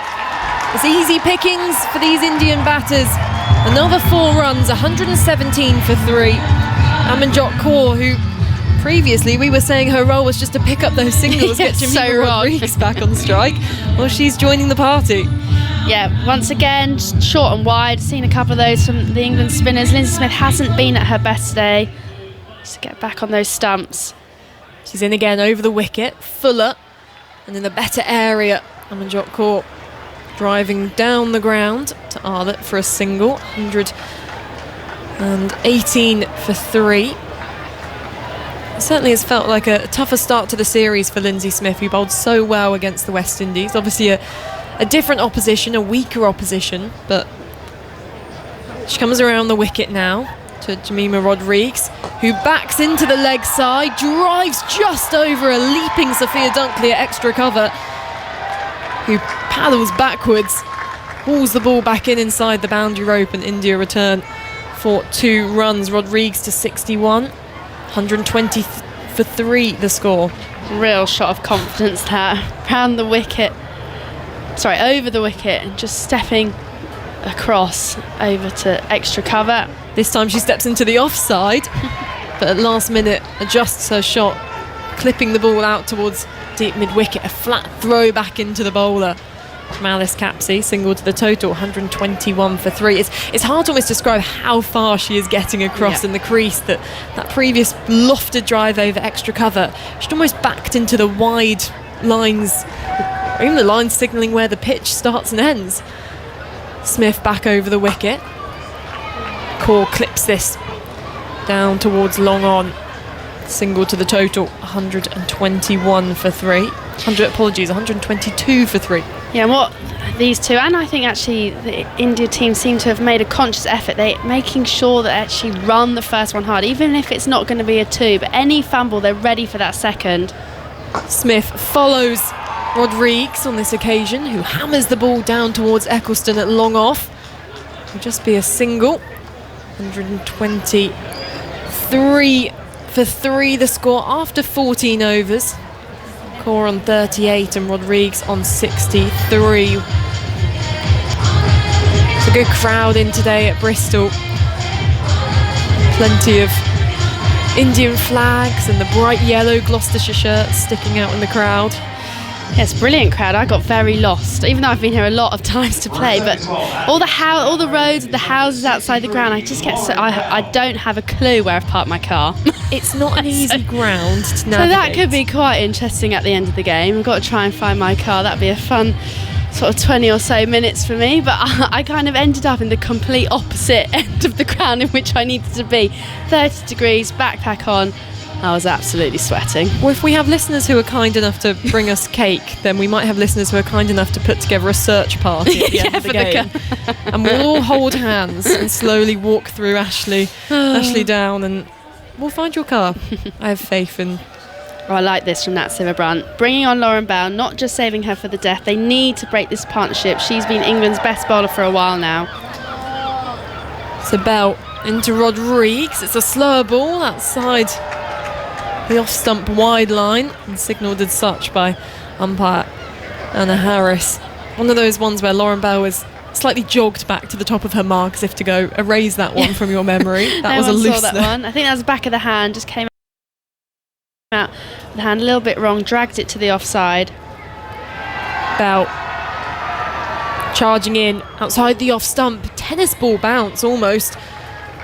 Falls short of Amy Jones, signalling that pace taken off, and it's a dot ball, 54 miles per hour, that last one.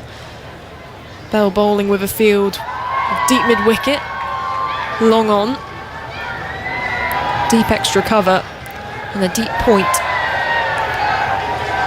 Running in now, chases that one outside the off-stump, and she's caught by Dunkley at cover.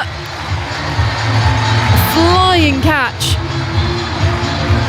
and chasing the wide one in the end was Jemima Rodrigues.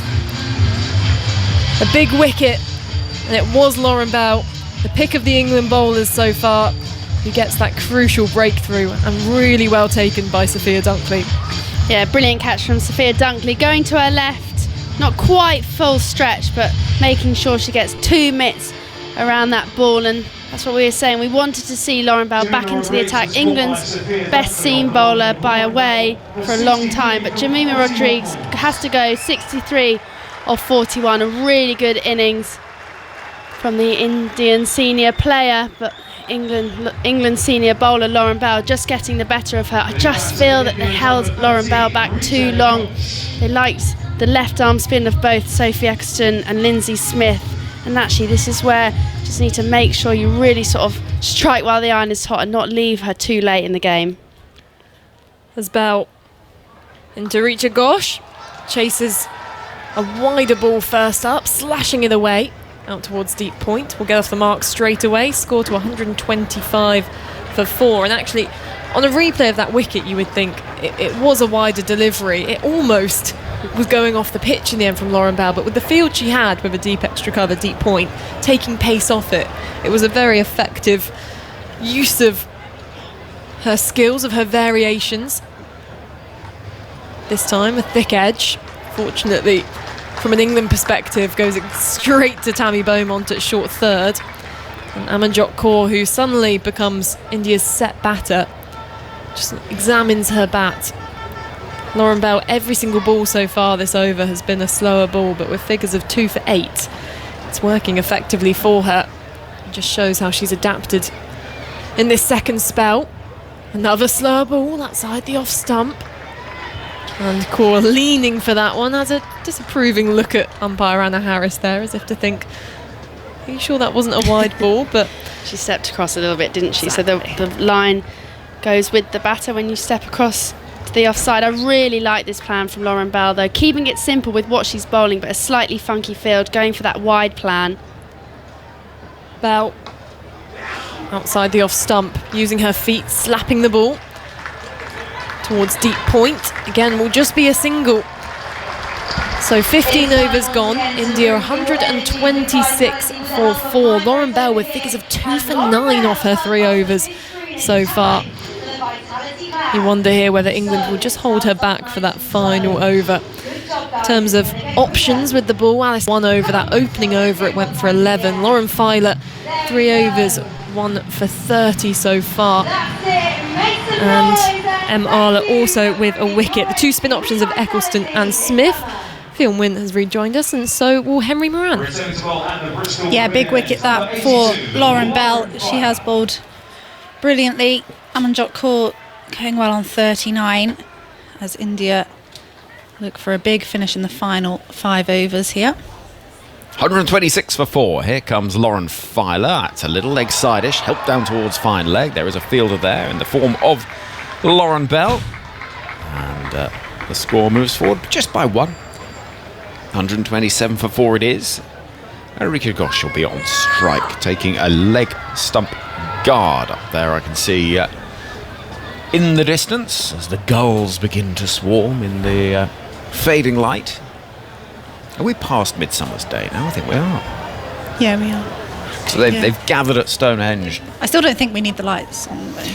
No, I probably agree with you, really. Here comes Filer. Full delivery. That's well bowled. And jabbed out to the offside as Ghosh runs through in the bright blue gloves. Where are you on coloured batting gloves? I don't mind. Well, I mean, they match the kit, don't they? So Yeah. I don't mind that too much. I think if they were like a different colour to the kit, like if they were black, You wouldn't like it that. would look a bit weird. Yeah. I always liked when Ellie Threlkeld went with, for the Manchester originals, Yeah, the that's black good, gloves the and the all black black. helmet Yeah. and the sort of Darth Vader look. Is it Jamie Smith who keeps in tests with black gloves? Yeah. Or he definitely used to anyway. Here comes Filer, and this is whipped away down towards the boundary and for 4. Lauren Bell almost looking like giving it her all, but she was never really in the game for it. Do you know what I mean? It was one of those where she was quite brave in going for it, but you never really felt that there was a chance of her stopping it. It's a 10 out of 10 dive, but just nowhere near the ball. Yeah. And again, she's a tall figure, and when she takes off, it is quite a dramatic sight. 4 runs. 132 for 4.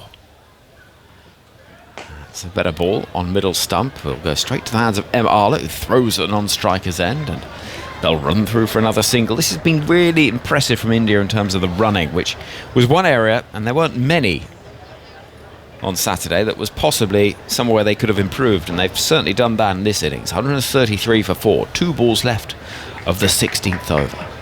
Yeah, Jemima Rodriguez in particular, she did start to find the boundary much more regularly, but early in her innings, that's how she gets herself going, is with that quick run in between the wickets. Ghosh is on 2 and spoons the ball in the air. Could be a chance, not quite. Tammy Beaumont thought she was in business. Instead, the ball cruelly scuttles away from her.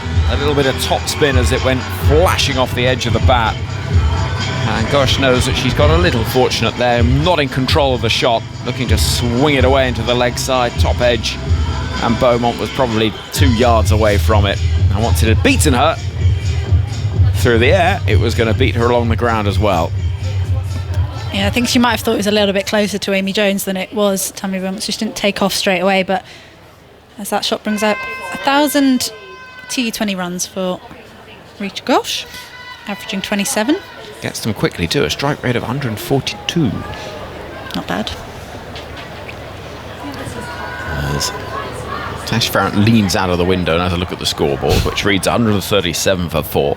Here comes Filer. It's just back of a length. Oh, there's another edge. This time an extraordinary parry from Beaumont, who went full 5-a-side goalkeeper with that, really. That looked like somebody that was very enthusiastic in nets, but not necessarily the natural fit. But she has managed to stop it. 16 overs gone, and the score 138 for 4. Back of the hand, slower ball from Lauren Filer's probably one where everyone's shouting at Tammy Beaumont to watch the spin, especially as it flies off the outside edge of the bat. Looked like it could have been flown away for another 4. So, as you said, not the prettiest of stops, but effective. A bit of pressure on Lindsay Smith, I would say. She was expensive in the last game, none for 41 from 3 overs. She's gone 2 overs, none for 24 today. And the left arm spin with fielders protecting things in the deep cover, long off, long on, deep mid-wicket. And it's jammed out into the offside, out towards that deep cover, who's Danny Wyatt, and runs in the sunshine with the shadows lengthening. The shadows from the floodlights now extending right across the outfield. Those on the balconies enjoying things. By the way, England got done for a slow over 8 in the last game, and they're well behind again in this one. We're due to have finished the innings in 10 minutes. There was a little break as there was a concussion check, but Not quite sure why it's taking so long. Here is Lindsay Smith over the wicket, swept hard out towards backward square leg, and Beaumont for a single. 140 for 4. Still got 3 overs to come after this. Yeah, it does feel like India have made a conscious effort to put Lindsay Smith under a bit of pressure in these first T20s, perhaps wanting that knock-on effect to go on to Sophie Ecclestone, the 2 left-arm spinners, but conceded 26 from 2.2 overs so far. Round the wicket, and the reverse sweep is attempted. Oh, that's nicely played. Finds the gap. The chase on for the fielder won't be successful.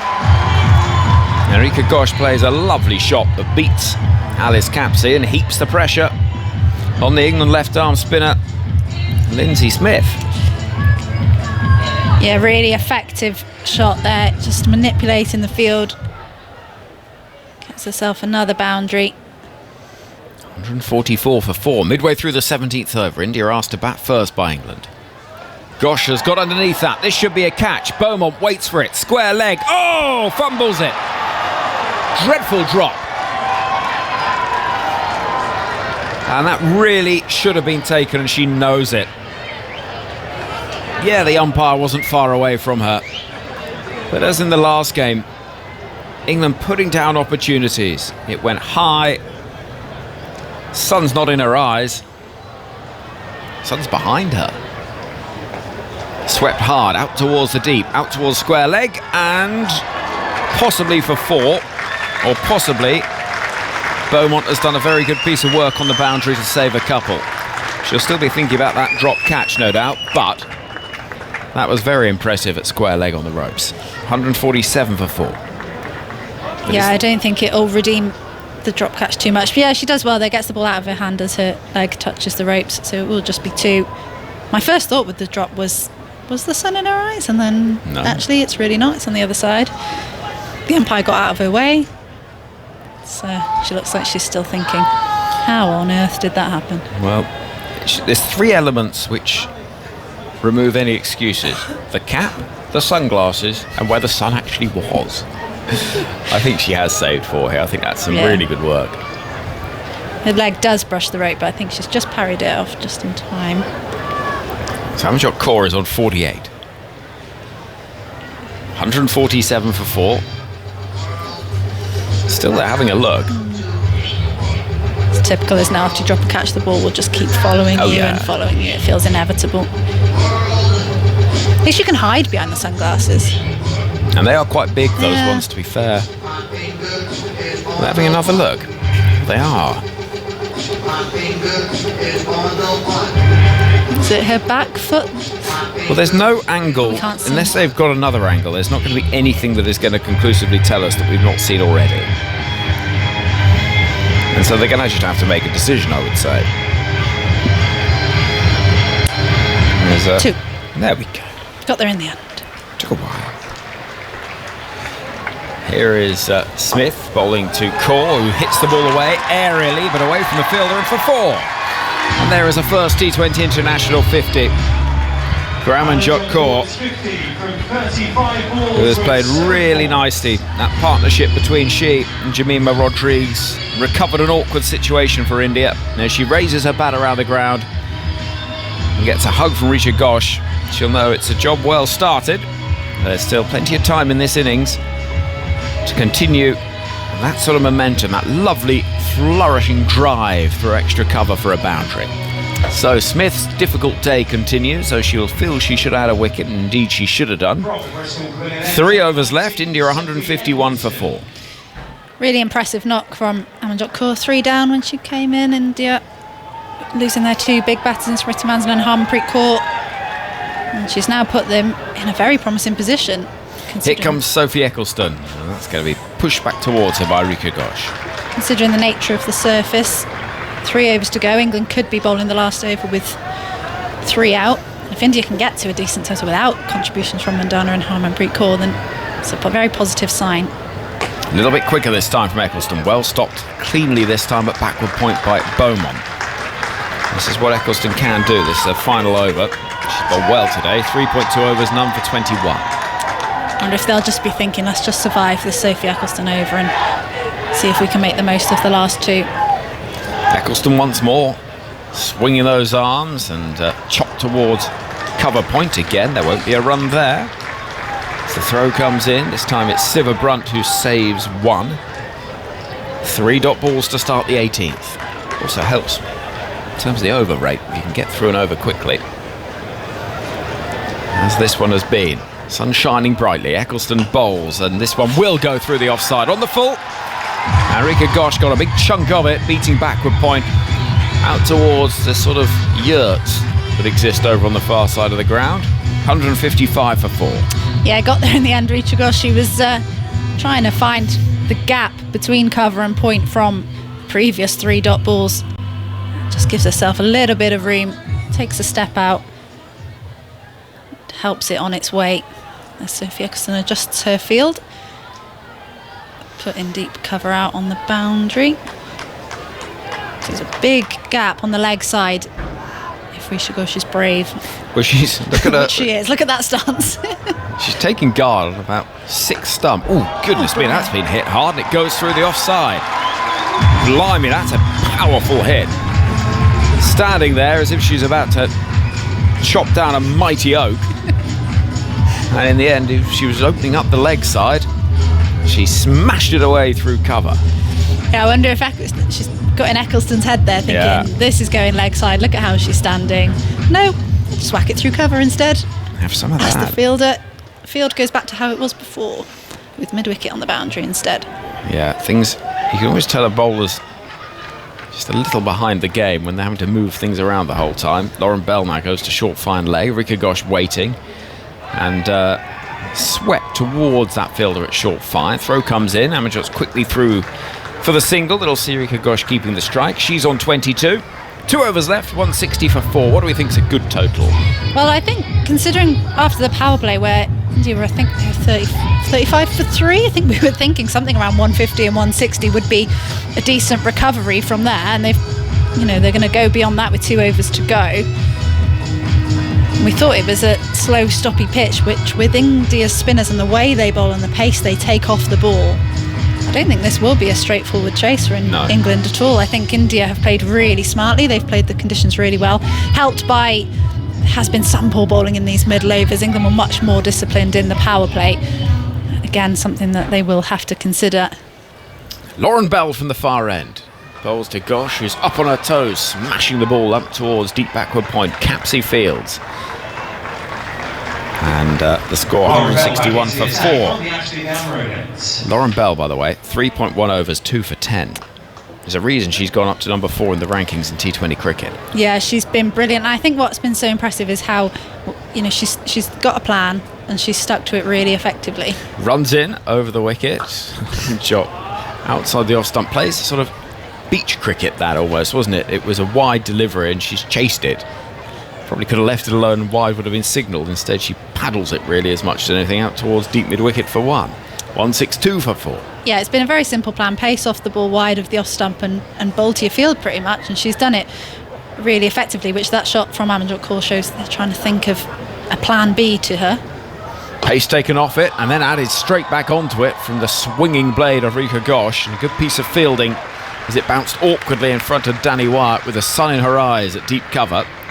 And it's just a single, 163 for 4. How are we doing for time, Phil? Well, it said there we go. So we're on 7:53. Cut-off is 56. Pulled away into the leg side it goes. It's going to be a boundary. How many is the question? And 1 bounce 4. I was about to say with the cut-off time that won't help. Swung away out towards square leg. And England will be grateful for the gentleman just beyond the white picket fence who threw the ball back in. Smart batting there from Amanjot Kaur. She knows Lauren Bell's plan. We were just discussing that she's going wide of the off stump, so she shuffles across, knows it's going to be back of a length, deep in her crease. You can see from the pace, 55 miles an hour, that one, Lauren Bell taking the pace off the ball. Every ball this over. She's read it well, so square leg goes back. Will Lauren Bell change her plan, or is she going to stick to what she's done pretty well apart from that ball? High need approach as she runs in now. This is short and helped on its way down towards deep third. Beaumont waiting, picks up in front of us. Down below as she fields, 1 more taken. Kaur moves to 58. 1 ball left of the 19th over with the India score 168 for 4. Might be alright with the Yeah, tough time. Might get away with it. You've got to be ready to start the final over by the cut-off point. It's going to be tight. Here comes Lauren Bell. Enrica Ghosh looking for the reverse sweep. Misses. And so the end of the over, and England sprint round. They know the urgency. 4 overs, 2 for 17 for Bell, who again's had a very fine night with the ball. Yeah, really, really impressive. She's had a brilliant year, actually, Lauren Bell. Probably one of very few England players to actually come out of that Women's Ashes with a bit of credit. Performed admirably in all formats of the game for England out there, and has taken that forward into the summer. Confident in bowling her variations, using the swing at the start of the innings. She's turning into a real mature bowler to lead the attack for England now, as Emma Arlott prepares to bowl the final over. Well, Emma Arlott to bowl with an expensive night so far. 3 overs, 1 for 30. 168 for 4 is the score.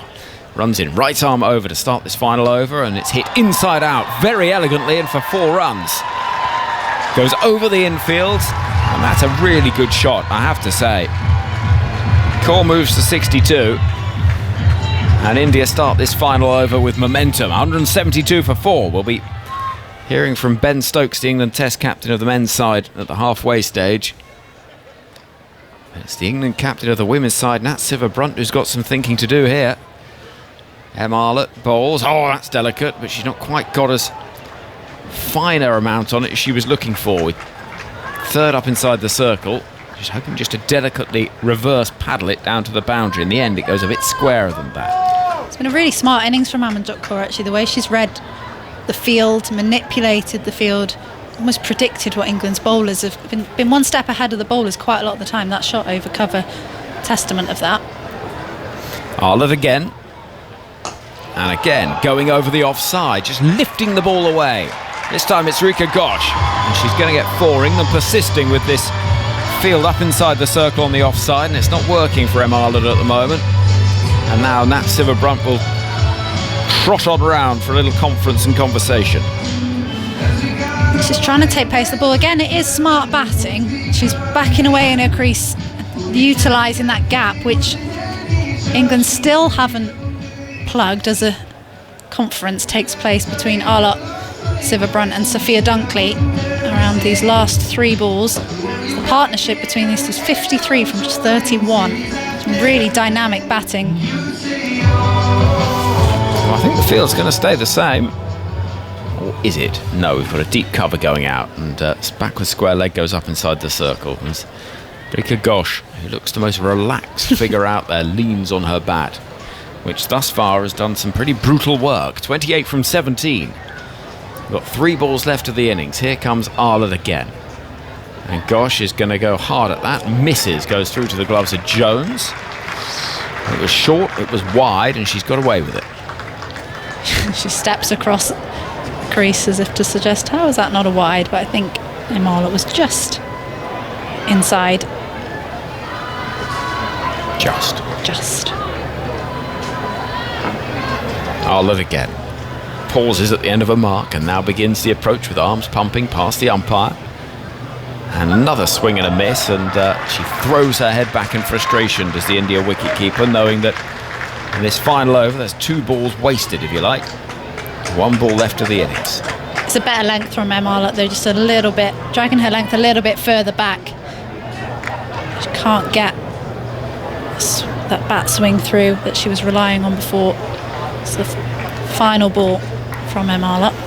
Final ball of the innings. India 177 for 4. Arlott running in again. And this has been skewed off the outside edge and will go down to the boundary for 4. Well, India probably earned that luck. Final ball of the innings. And I think they know that's a decent total. 181 for 4. And 182 for England is not going to be easy to chase down. It has been an innings that has seen runs coming from slightly lesser known sources. If the first game with Smriti Mandhana's 112 was lit up by one of the game's greats, Well, this time it's been contributions from elsewhere that has done the damage. And it is some reasonable damage as well. England winning the toss, electing to bowl first. But 63 from Jemima Rodrigues was excellent. Established player, we know that. But Amanjot Kaur, her first T20 international 50, 63 not out from 40 balls. And some valuable hitting at the back end of the innings from Rika Ghosh, 32 off 20. But Mardana, Kaur and Verma offered just 17 runs between them, and that tells its own story. In terms of the bowling figures, well, 2 for 17 from Lauren Bell, the standout figures. Em Arlott was expensive, 1 for 43. Eccleston bowled nicely in the main, but had moments where she was expensive. 4 overs, none for 30. Lindsay Smith, another disappointing day for her. 3 overs, none for 37. The other wicket, Lauren Filer, who was expensive but did get the opening wicket, that of Shafali Verma. She bowled 4 overs, 1 for 42. And just the 1 over for Alice Campsey. That first over of the innings, the experiment that didn't quite work. 1 over, none for 11. So England will have 182 to try and chase down. Here at Bristol, England, they'll be chasing 182. This would be their highest successful run chase on home soil if they get there. It's certainly a big ask. I'm Melissa Story, and next to me is England fast bowler Tash Farrant. Tash, how do you think the opening pair of Danny White-Hodge and Sophia Dunkley are going to be approaching this run chase? Well, I think they're going to come hard, but I do think under Charlotte Edwards they're going to make sure they don't go kamikaze. They're going to pick their moments. Danny White-Hodge has obviously struggled in the West Indies tour, 3 ducks to her name in this summer for England, but she's actually batted, she's the highest run scorer in the Vitality Blast, so 2 different halves for Danny White-Hodge. She's obviously played the most amount of T20s for England, so it's not like she hasn't got experience under her belt. And then Sophia Dunkley, she's been in fine form for England. She was actually sort of one of the hopes to come out of those Ashes down under, that tough defeat that England faced against Australia. So these two, they'll just want to make sure that they put those Indian bowlers under pressure, but in particular those spinners. 8 wickets falling to spin in the last game, so that's what England are going to have to do if they are going to chase down these 181 runs. They're going to have to play the Indian spinners much better than they did on Saturday. And what can they learn from the way that Amanjot Kaur and Jemima Rodrigues batted on that surface, both top scoring with 63? Well, I think what they did brilliantly was they used the depth of their crease. They also used the width of their crease. You know, when they moved, you know, they played the ball on its merit. They kind of made sure that they saw which of that 5th fielder was up inside the ring, and they targeted that. I think they swept brilliantly, but they also swept on line. They didn't necessarily play across the ball, which I felt England did in the last game. So I think just being, you're going to have to play to your game. Like, if you're not someone that does move around the crease, I'm not saying that you should do that in this game, but just being clever and where they're hitting the ball. Obviously, it's slightly shorter straight boundaries here at Bristol, so, and they're just going to have to run hard as well. I do think England can outrun India, especially when you get it into the outfield square of the wicket here at Bristol. They're big boundaries. It's going to have to make sure that run rate keeps ticking over, not just looking for boundaries. Well, the umpires have made their way out to the middle. James Middlesbrough and Anna Harris, closely followed by the Indian side, charging out there in their blue and bright orange kit. England openers Sophia Dunkley and Danny White-Hodge following along. I particularly enjoy the way that Danny White-Hodge's bright red trainers match England's playing top as well. Yeah, I like them, I think. They're not for the traditionalists, I reckon, but she is rocking them. She needs a few runs in that England shirt to her name, and those red trainers will probably feel better on her feet. But looking forward to this Surrey opening partnership. They've obviously batted a lot together in an England shirt and now in a Surrey shirt as well, so they run very well together. That's what they do, and especially Sophia Dunkley. She likes to get off to a flyer, and I think what she needs to do here is make sure she targets the seamers that India possess, because I think it will get a little bit trickier when those slower bowlers come on in the middle overs. Arundhati Reddy is going to have the new ball, the right arm medium, probably a medium pace you would say compared to Amanjot Kaur. She's going to have a deep mid-wicket, almost a cow corner there, as well as here we go, I'm going to stand up on the chair to find this fielder, and There we go. I didn't even need to stand up on the chair to see the fielder. I was just being I blind. They're at couldn't see deep her square. either. It's because she stood right in front of the blue sheets. covers. Yeah, good shout. She blended in slightly there. So here we go then. Arundhati ready outside the off stump to Sophia Dunkley, who drives to extra cover. It bursts through the hand of the fielder, Deepti Sharma, in her signature floppy hat. Not costly in the end though, as she took a bit of pace off that ball. England get through for a single.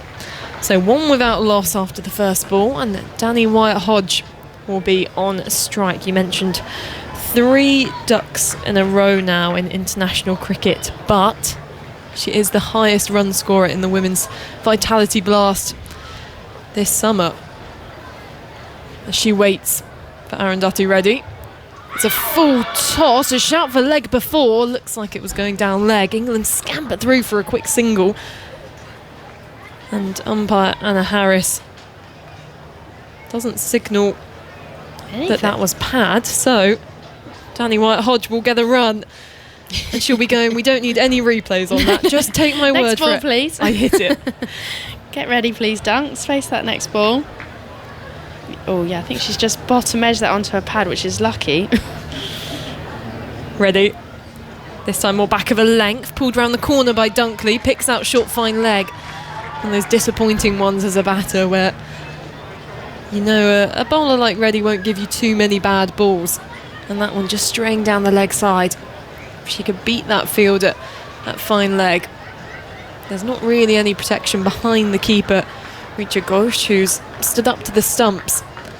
Quite unusual to see that to a seamer in the first over. Ready past the umpire. 4th stump delivery, or line delivery, punched back to her. She misfields, but the ball ricocheting to extra cover. No run. Yeah, better ball that from Reddy. Both Dunkley and Wyatt-Hodge missed out on 2 freebies. The previous 2 balls with that fine leg inside the ring, just straight down the leg side, just not able to get enough bat on it to pass that short fine leg fielder, so they'll be disappointed with that. Dunkley waits as Reddy outside the off stump, drives again, finds extra cover. Timed nicely by Dunkley, who walks away from the stumps and watches as Danny Wyatt-Hodge takes a few steps down the pitch to offer her opening partner a few words of advice. Yeah, a little leg cutter as well there from Reddy, which is really clever because that's what we saw work well for the England bowlers. So using that slow ball nice and early. Reddy outside the off stump, drives, picks out extra cover, and she's set off for a run. Should be a run out here. And Sophia Dunkley, who set off for the single, was sent back by Danny Wyatt-Hodge, scrambling to get back in her crease. And we're going to have an umpire review here. Celebrations from India, and that's the pressure those dot balls build up. She wanted to get value for her shot, so we're going to see here whether she made it back into her ground. Dunkley starting to slowly make her way off the pitch, and she's out by a long distance. Dunkley almost didn't have time to compute that she had to dive back into her crease here. It was unusual dismissal because she hit it straight into the hands of the fielder and just looked like she panicked so much. England 2 for 1 after the first over. Yeah, not a run there from Sophia Dunkley. She looks absolutely distraught with herself. Just a bit of a brain fade, really. She kind of went off the feeling off the back. She absolutely crunched it to Deepti Sharma at extra cover, and just to make matters worse, she clatters into Risha Ghosh, the keeper. She was trying to get back, but she's well gone, way out of her crease. Brain fade from Sophia Dunkley. I was saying just before that first over that these two run very well together. That was not a good run at all. I think that's just what the dots did. They missed out on 2 loose deliveries. They didn't get the boundary, and those dots built up, and the pressure just got to Sophia Dunkley. She has to go 1 from 5, and not a good start from England. And yet again, I'm petitioning for the fixed camera on Charlotte Edwards on the balcony of the England changing room.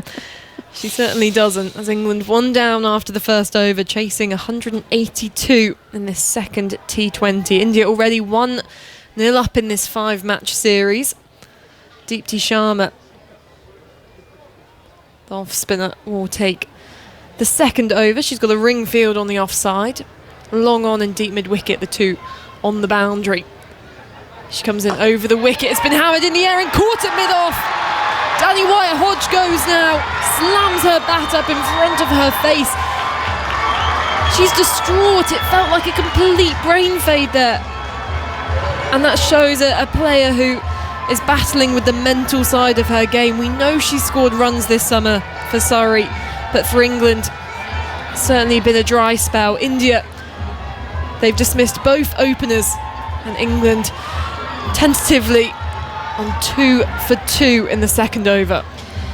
Yeah, try to be proactive, move her feet down to Dipti Sharma, who's got Danny Wyatt-Hodge twice now in 2 games. She's really struggling against the spin in the power play, struggled against Zayda James against West Indies, now is struggling against the experience of Dipti Sharma. Charlotte Edwards there just on the screen, looking fuming actually. She's not one to hide her emotions, Charlotte Edwards. She wears her heart on her sleeve. But Danny Wyatt-Hodge, I actually felt positive as she was coming down the wicket, not being tentative, moving her feet, but just wasn't able to get that elevation over the mid-off fielder. Brilliant start from India. They're up and about. Harmanpreet Kaur just chatting to her bowlers. Lots of movement in the field. Tammy Beaumont comes to the crease at number 4. And in a similar situation to that first T20, as we say, Natsiva Brunt and Tammy Beaumont, who's used to opening, find themselves in the second over, working a 4 off her pads to mid-on. Her first ball as Beaumont won't find a run. Yeah, I feel for Danny Wyatt-Hodge. She has been in brilliant form for Surrey, but it doesn't show that counts for everything. It's the mental side of the game in an England shirt.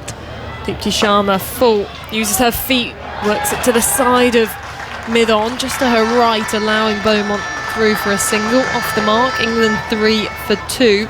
And that's what Catherine Sibber-Brunt, Alex Hartley was saying in the first game, that 70% almost of batting is that kind of mental side of things. And you'll know that, Tash, because the last few years you've almost absolutely transformed your batting in terms of your performances, scoring those hundreds and 50s, and it's such almost a horrible experience when you do get out, because you rethink that moment 100 times and you've waited all day to bat and it's over in a second. Yeah, and it's confidence, isn't it? You know, she's obviously taken some confidence from the Vitality Blast, but she'll have those sort of nightmares about, you know, those ones that she kept missing from Zayda James. She's really struggling in international cricket at the moment. Dipti Sharma into Sibber-Brunt, shout for leg before going down.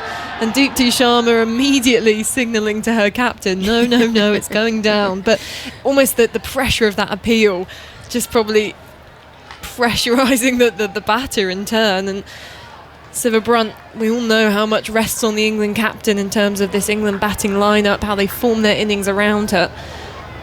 As Sharma just reminds Tammy Beaumont there to stay in her crease. Now, she did this in the first T20 at Trent Bridge,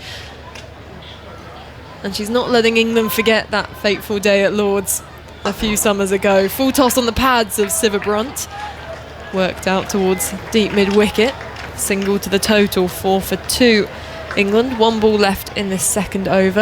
I mean, on that Wyatt-Hodge dismissal, you could see what she was trying to do in terms of that boundary option of going over mid-off.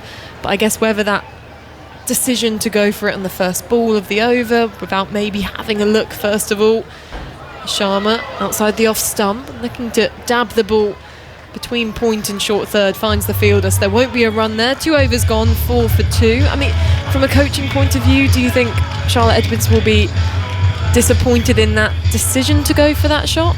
I don't think she will. I think that's, you know, trademark Danny Wyatt-Hodge, isn't it? To hit over extra cover, hit over mid-off. She had both of those inside the ring. I just think it was an execution thing. It might be that sort of 20% sort of where she doesn't have that confidence, whereas normally she would really fully play that full-blooded swing of the bat over extra cover and long off. But that slight tentativeness after her recent run of form, that might have just played into her mind, wasn't able to fully go for that shot. But I don't think that was the wrong decision. Actually, as she was moving her feet, I was thinking, yes, this is good, she's being proactive. You know, she's looked a little bit tentative of late, but then just didn't quite get the execution. You know, you just think if she'd slightly got a tiny bit more on that, it would have popped over that mid-off fielder. That's just the fine margins in international cricket.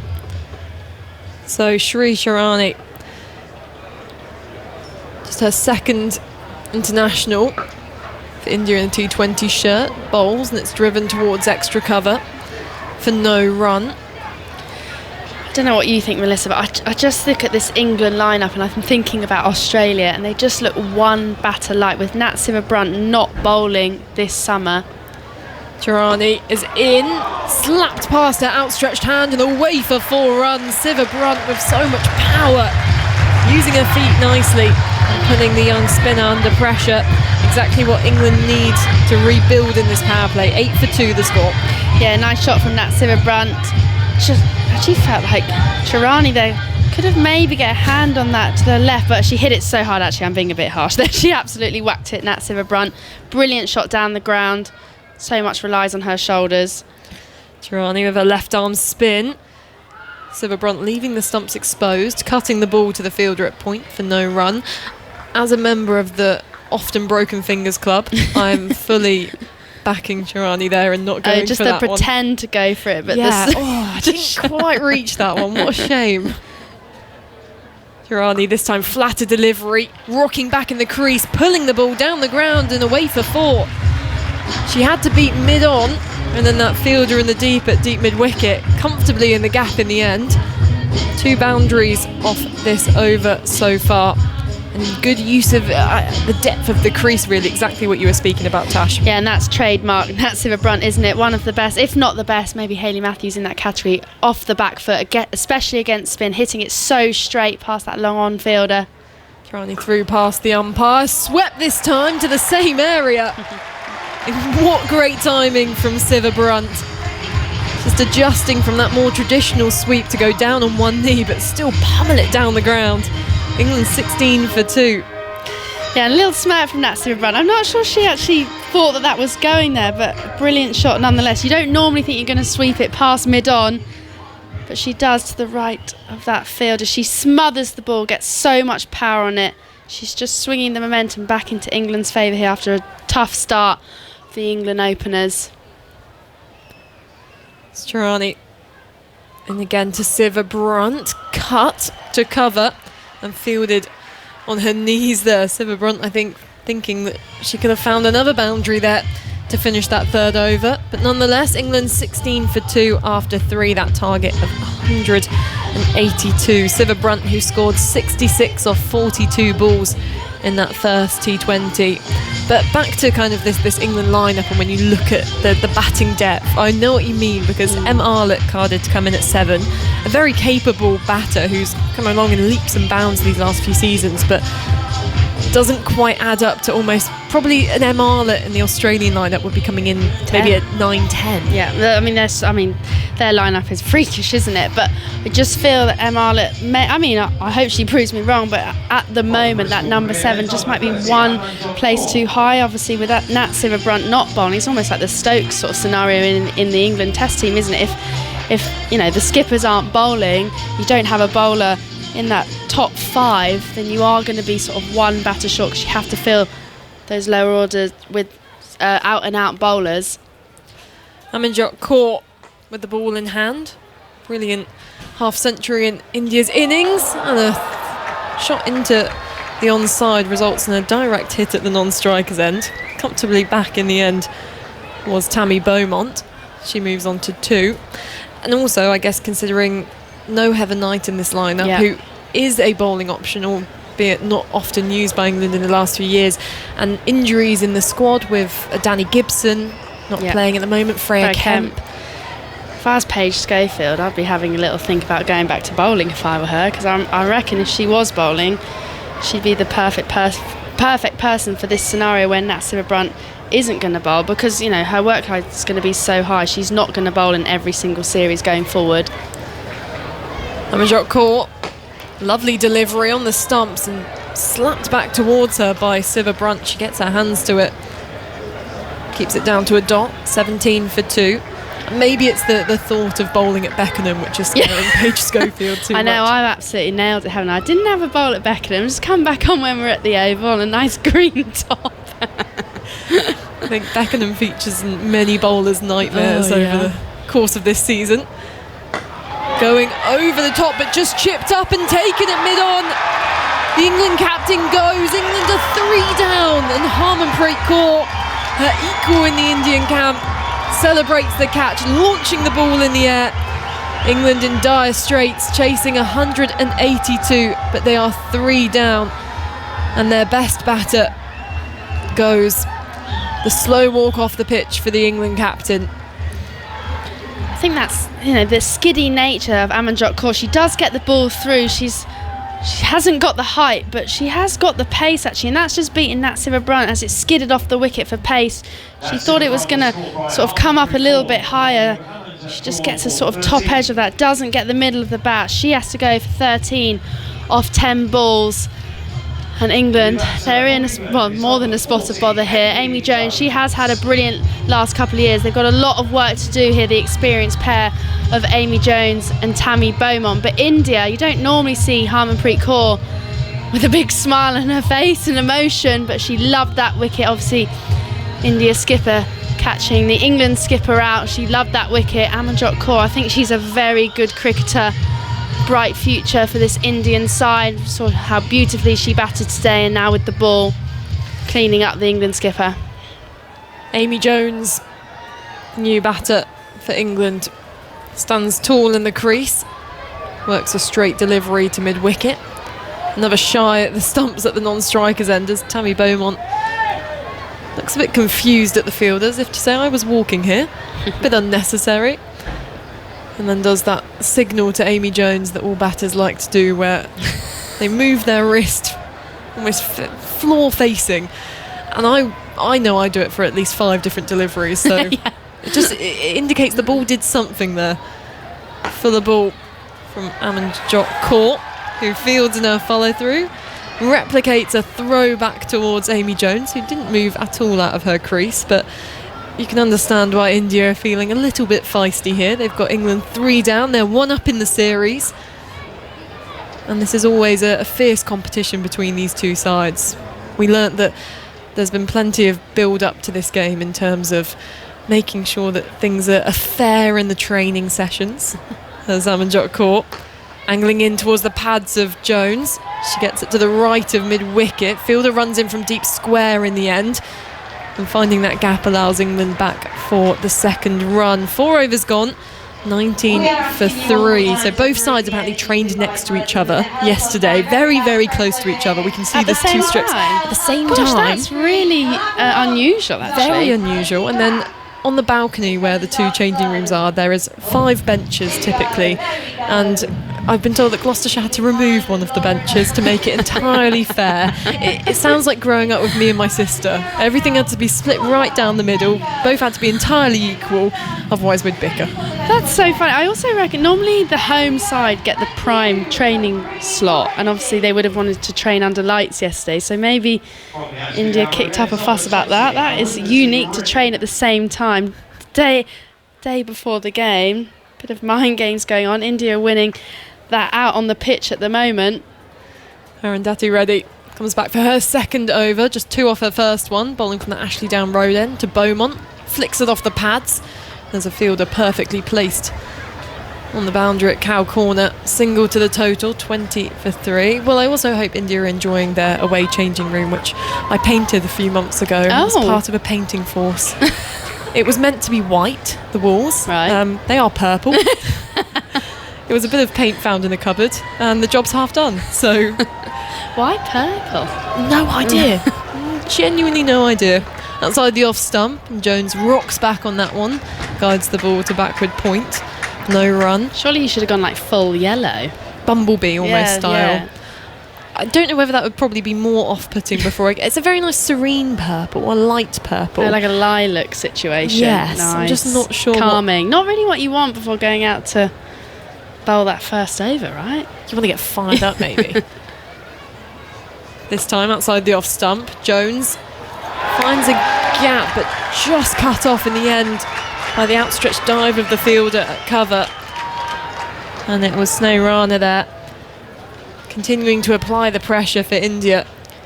There definitely is a different feel, I think, in that first game, in the first couple of overs here. India, I think they fielded really well. They look very athletic in the field. Obviously, they are on top, but they're up and about. I think they've run much better between the wickets to what I've seen in previous years. They look like a very athletic side. They've obviously been working really hard on that after a disappointing World Cup. Ready into Beaumont, full toss, driven through the covers, away for 4 runs. Signature Beaumont there. And even though England are 3 down, it's not going to stop her going for those ones, reaching out and finding the gap. 25 for 3 England. Yeah, nice shot from Beaumont. Over pitch there from Reddy, getting it just before the ball bounced inside the block hole. Tammy Beaumont, we know what a stellar performer she is. Different role for her at 4 today. Ready, good length as Beaumont dabs it into the offside, takes a quick single, throw comes into her end at the non-strikers. Backed up by mid-on. Beaumont employing the same tactics India did in that tap and run you often see in kind of softball cricket or under 11s, when they just say just get any kind of bat on it and take on the fielder. England, in the position they're in currently, need to find a way to absorb this pressure, because India, having already taken 3 wickets in this power play, they'll be feeling on top here. Ready for the final ball of the 5th. Good length, 4th stump, driven to extra cover, and no run will be taken. So 26 for 3 England. I guess almost these difficulties they're having with the top order this series, it reminds me of back in 2022 when the Commonwealth Games were up at Edgbaston, and England's top order of kind of White Hodge and Dunkley, Capsey at the time, who was at 3, had a bit of a vulnerability to the ball swinging in towards them from Megan Shute and Renuka Singh Thakur, and it had that same feeling of vulnerability, which maybe we're seeing this series as well. We'll get your thoughts on that, Tash, and then you're going to be joined by Henry Moran. Yeah, I mean, obviously, as an opening bowler, you want that ball to swing. Obviously, these white balls don't swing for that long, especially if the ball's finding the boundary. But Reddy did get that ball to swing back into both Dunkley and White. They didn't look comfortable out there at the crease. Dipti Sharma with her off-spin, bowling to Tammy Beaumont, who whips the ball off the toes. If she'd missed it, it would have been a pretty conclusive shout for LBW, and England are in more than a spot of bother. That said, as were India at this point. Yeah, they were, and I think that was what was so brilliant, because England was so on top. But sometimes you felt with India in the past, actually, Dipti Sharma coming at 6, that they didn't quite have the power in that middle order. But Amanjot Kaur played beautifully alongside Jemima Rodriguez, who we do know what a world-class player she is. But I do think Amanjot Kaur is a brilliant find for India, that all-rounder who can do a bit of everything, gun fielder as well. Here's Dipti Sharma to Amy Jones, who'll punch down the ground off the back foot. And England just trying to build a partnership in the way that Amanjot did alongside Jemima Rodriguez to recover the situation when India lost Mandana Verma and Kaur in the power play. I do think England were a bit naive in the way the seam was bowled, actually. No pace off, and when Lauren Bell did bowl pace off, it worked, and then when the next seamer came on, they went back to pace on. Dipti Sharma bowls to Beaumont, who tries to thrash it out through the leg side, but will only find the hands of deep mid-wicket. And there is a single, but only a single. Beaumont's 10 from 9. 3 balls left of the power play, after which time you're allowed 4 outside the circle rather than the 2 that exist at the moment outside that 25-yard disc-lined circle. We've got a long on and a deep mid-wicket out in front of those fans to our right. And here's the off-spin of Dipti Sharma. Long sleeves over the wicket, and Jones, cramped for room, will get a single out to the leg side.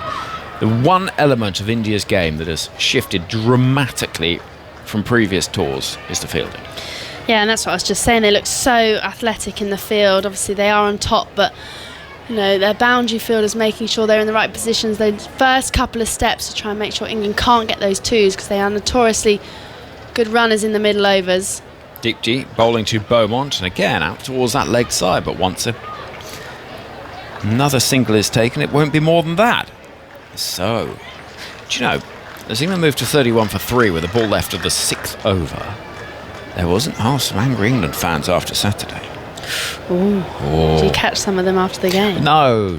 Oh, on the old socials. And on the BBC Sport website, where you're welcome to have your say, and people have their say. In comes Dipti Sharma to Amy Jones, coming forward, lofting down the ground. Cries of catch. It won't be a catch because it'll drop short of Amanjot, running round from long on, and the power play comes to an end. 32 for 3. England find themselves just 3 runs behind where India were at this point, but they do need a partnership and they need one urgently. Dunkley for 1, Wyatt Hodge for 1, Nat Sivabrunt for 13. It has not been vintage from England. No, I guess probably that is why there is frustration from England fans. Obviously, we all know what happened in the winter. It does feel like we sort of keep going back to that. But I mean, England will know themselves that, you know, they need to perform better against the better sides, that being, well, Australia first and foremost, and India as well. And also in those pressure situations in World Cups, obviously they haven't won a trophy since 2017. So, you know, those England fans do want this England side to bring home, well, series wins against the top couple of teams, but also they want a trophy. But, you know, you have to be slightly patient as well. New captain, new coach, it's not all going to happen within a couple of games. They do need to put in some good performances against the India side that looks revamped and looks refreshed. Rada Yadav, left arm spin from the far end of the ground. The ball is going to be played from Amy Jones high up on her toes and deep in the crease towards long on. She's moved up to number 4 in the rankings in ODI batting. Jones, after back-to-back hundreds against West Indies. Different proposition, this India attack, as Beaumont scratches like a chicken at the crease. She does make such big marks in at that middle, sort of an off stump, scratches away. She's sweeping, very fine. Will it beat the dive of the fielder? It does. Possibly should have been stopped as well by Shefali Verma, and she will lose various items of clothing as she chases it down to the boundary. There was a hat that went flying, a towel as well, and as she galloped down towards us, she couldn't stop it. And the score moves, from England's point of view, helpfully forward with a boundary from the bat of Beaumont. Yeah, Rada Yadav not happy with Shefali Verma's attempt there, diving to her right. Probably, as we've been saying, that India's fielding has gotten better. Shefali Verma, probably not the greatest of athletes. That was a no ball as well. Front foot from a spinner. Oh. Absolutely criminal. No, you can't be having that. You can't walk up 2 paces and bowl a no ball. Do you know what I mean? No, and especially because she then got annoyed at Shefali Verma. In comes Rada Yadav round the wicket for the free hit, which Beaumont's going to smack down the ground. There's a fielder underneath it, but it's 6. 6 runs, and that could just shift the momentum over long on. And so the delivery, if you like, in real terms, costs 11 runs. There was the no ball, the 4, and then the free hit goes for 6. Yeah, bosh. That was straight out of the middle from Tammy Beaumont's bat. Almost sort of a slog sweep, but straight over that long on fielder who thought they might be in with a chance to stop the 6, but it sailed over into the crowd. It's like a slap shot, wasn't it? Beaumont, 21 from 12. Clips the ball past Yadav, who leaps like A salmon. superhero. Yeah, there was something of the salmon about it, wasn't there? Why is that? Yeah, because they kind of. Well, they go up the sort of the little brooks and the waterfalls. Yeah, they're like a bit concave, aren't they? That was like Rada Yadav there. It was a little bit. Oh, not good for the back. Jones gives herself a bit of time to wallop the ball down the ground past again that salmon-like leap of Rada Yadav. Yeah, because salmon, they go back to their spawning grounds. Sometimes they have to go up little weirs and brooks, and so they literally leap up the hill. Yes, you've got the facts, haven't you? There you go. You got it down. In comes Yadav, bowls to Beaumont, worked into the onside for a single, out to deep mid-wicket for 1. And England moved to 47 for 3 in pursuit of 182. The required rate's over 10. And we've got a ball left of the 7th over. Yeah, and a barrage of spin to continue, I reckon. Feels that way. England can't play it very well. Jones forward defensively, pushed into the offside, and there'll be no run. And so 7 overs gone, 47 for 3. They're chasing 182. They require 135 from 78 balls, and Fionn Wynne, so eager to hear more about salmon, has marched in and said, give me that headset, tell me more interesting facts. Please Well, I can tell you, they go out to sea and then they return to the rivers from which they spawned, and they find their way back. Amazing. More than just a pretty face, aren't you? I'm not at the moment pretty face. No, not with that chin. Not with that chin. I know, because I fell on my face the other day, Phil. I can tell. Can you spot it? Oh, I thought I looked all right the other day. When I met you off the train. I know you went, Oh what my happened? goodness, When what's happened to you? When I interviewed Nat Silverbrunt at Trent Bridge for the toss, I said, so Nat, you won the toss, what are you going to do? And she goes, what's happened to your chin? I thought, Answer the question. I thought I got away with that. In comes the start of a new over. Sneh Rana with her off spin. And it's cut towards short third, and there'll be no run. Rana into the attack, this barrage of spin that we spoke about. Continuing. It's less noticeable now you haven't got the 12 plasters covering it. I know.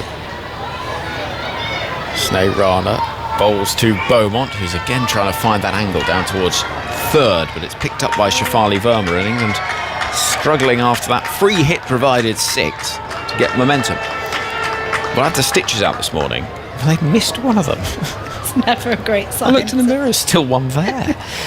Here comes Rana. And a mistimed push through the offside with the field up inside the circle. You can see why Beaumont is targeting that side of the ground, but she's struggling to time it, and Sneh Rana has bowled 3 balls and yet to concede a run.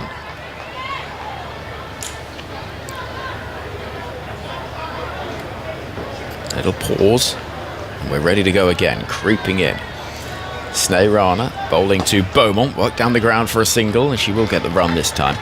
Sneh Rana, who creeps in rather, almost like that game where you, what's it called? Grandma's Footsteps. Oh, I think it's Mr. Time, Mr. Wolf. Oh yeah, that's the same sort of vibe. Yeah. Where you sort of creep in and you stop suddenly when the person turns around. Here comes Rana again to Joan. That one turns quite sharply towards the England wicket keeper, who's 8 from 13. There's a bit of commotion somewhere down there. I don't know why. India fans have really enjoyed the show that's been put on across these first couple of matches by their side. It's 48 for 3 England, chasing 182. Jones swings hard at that, but only succeeds in playing it into her shoe. And the over comes to an end with just 1 from it. 8 gone, 48 for 3. The required rate now over 11 and over. This is getting tricky for England. Yeah, you can see India's plan to England is so clear. Take all the pace off. They know England's record against spin. At this point, everyone knows England's record against spin, and they haven't really had to deviate from that plan much at all. I know that, a couple of wickets to Amanjot Kaur, but other than that, you can just see India are just going to take the pace off, slow it up, force England to do something different, put their own pace behind the ball, and take those risks themselves as the pace comes back into the attack with Amanjot Kaur, who's had a good day out. Figures of 1 for 3 from her 1 over and scoring that crucial half century as well. Well, here comes from the far end a bit of seam for England to try and target. Amanjot with 1 for 3 per first over, and Beaumont smacks the ball back towards the bowler, who's got something on it rather painfully, and she's now down on her haunches, unable to look at her right hand, and that is a painful one. Ow! You can just see it's one of those where immediately you fear for the bowler, and they've just perhaps seen that little finger caught. I mean, she's done well. She's probably stopped a 4 as opposed to taking a catch there. It would have been a sensational catch, but she's just being treated. It doesn't look as if it's dislocated or popped out or anything, because actually saying that, it might be because she's not looking at it at all. She's being instructed not to look at it as the physio comes on. Hopefully nothing too serious for her. I do have some good news for England fans. Go on. It's the 17th time that they've lost 3 or more wickets in a power play when chasing in a T20 international. However, they've gone on to win 9 out of 16 times. Is that right? Pretty good, isn't it? Yeah. I assume that the 17th time must have been brained off. Yeah. But then that's still a completed game after. Or a tie. If they had a tie recently? Could be a tie. We love a tie. Another tie. 48 for 3. Amanjot Kaur is fine. I think it was on the thumb. I think it was that nasty bit between the joint on her thumb. That sort of padded bit. Yeah. The bit that people always say you use to test the doneness of a steak. Yeah? Yeah, so if you hold your thumb and forefinger, that means that you pinch sort of as if you're pinching with your thumb and index finger. That is medium rare. Okay. Thumb and middle finger, if you feel that padded bit, that's You're full of facts this medium. evening, aren't you? And then as you move your way down your hand, so you can tell it's a bit more done. Here comes Kaur, and Beaumont will smack the ball into the turf, out towards deep backward point, and Deepti Sharma fields. There won't be a second run. Again, the fielding's good from India. 49 for 3 is England's rather meagre total early on in the 9th over, chasing 182. Yeah, I've been impressed with India's ground field in particular. I know Deepti Sharma fumbled a little bit there as the ball bobbled in the outfield, but they're getting the ball back into the keeper really, really quickly. Saved a few runs in the covers as well. It's often an area of weakness for India, something they've clearly been working very hard on.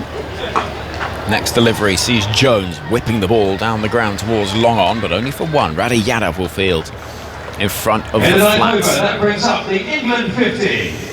Well, it's the England 50, but there's no real celebrations, and it must be said, at this point, serious work to do. 132 needed from 69.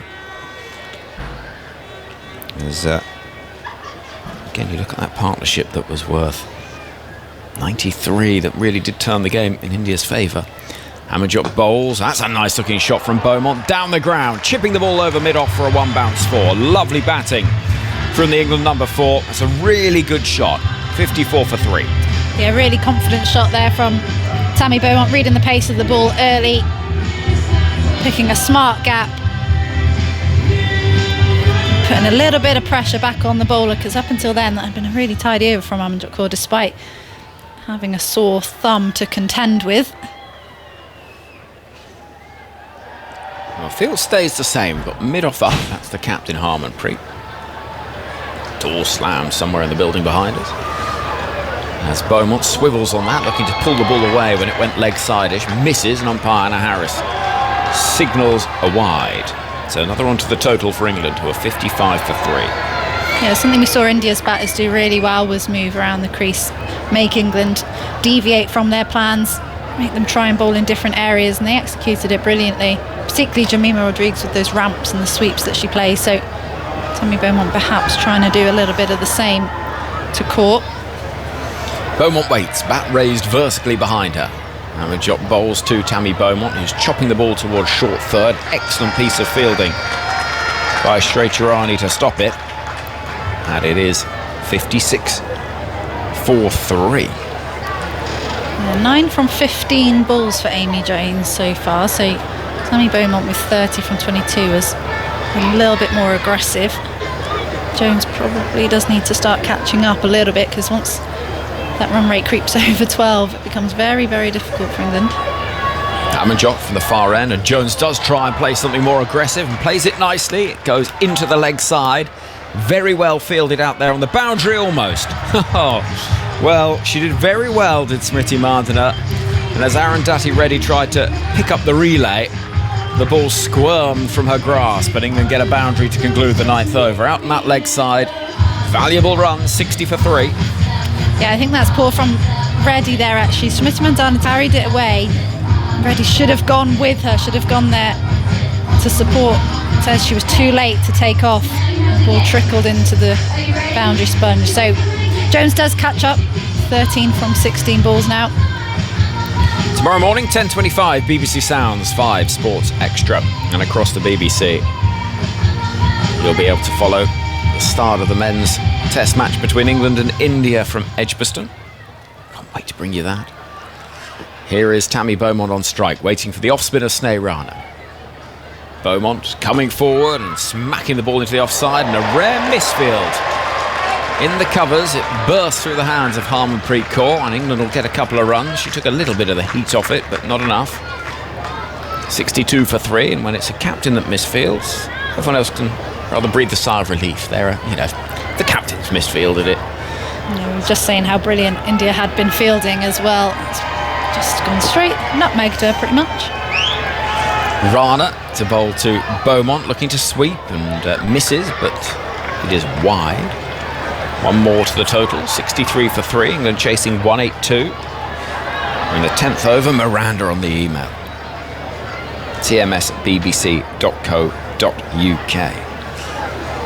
Sneha creeping in once more over the wicket. Beaumont with a lovely shot, lofting over the offside. Field up inside the circle. And she just chipped it, dinked it into space over cover for a boundary. And that moves England to 67 for 3. The partnership 50 now from 36. Yeah, and really confident shot again from Tammy Beaumont. Bit full, bit floated up there from Sinead Rana, tempting her, and Tammy Beaumont wins that battle with the field all up on the offside. It's a good shot. Rana to bowl to Beaumont. Gets a little bit of space to whip that ball into the leg side. She's going to get 4 more. Not a great delivery from Sinead Rana, and suddenly England are up and about. Beaumont moves to 40, a punch of the gloves in the fashion of somebody that feels that they're getting into their groove. Bit of confidence building.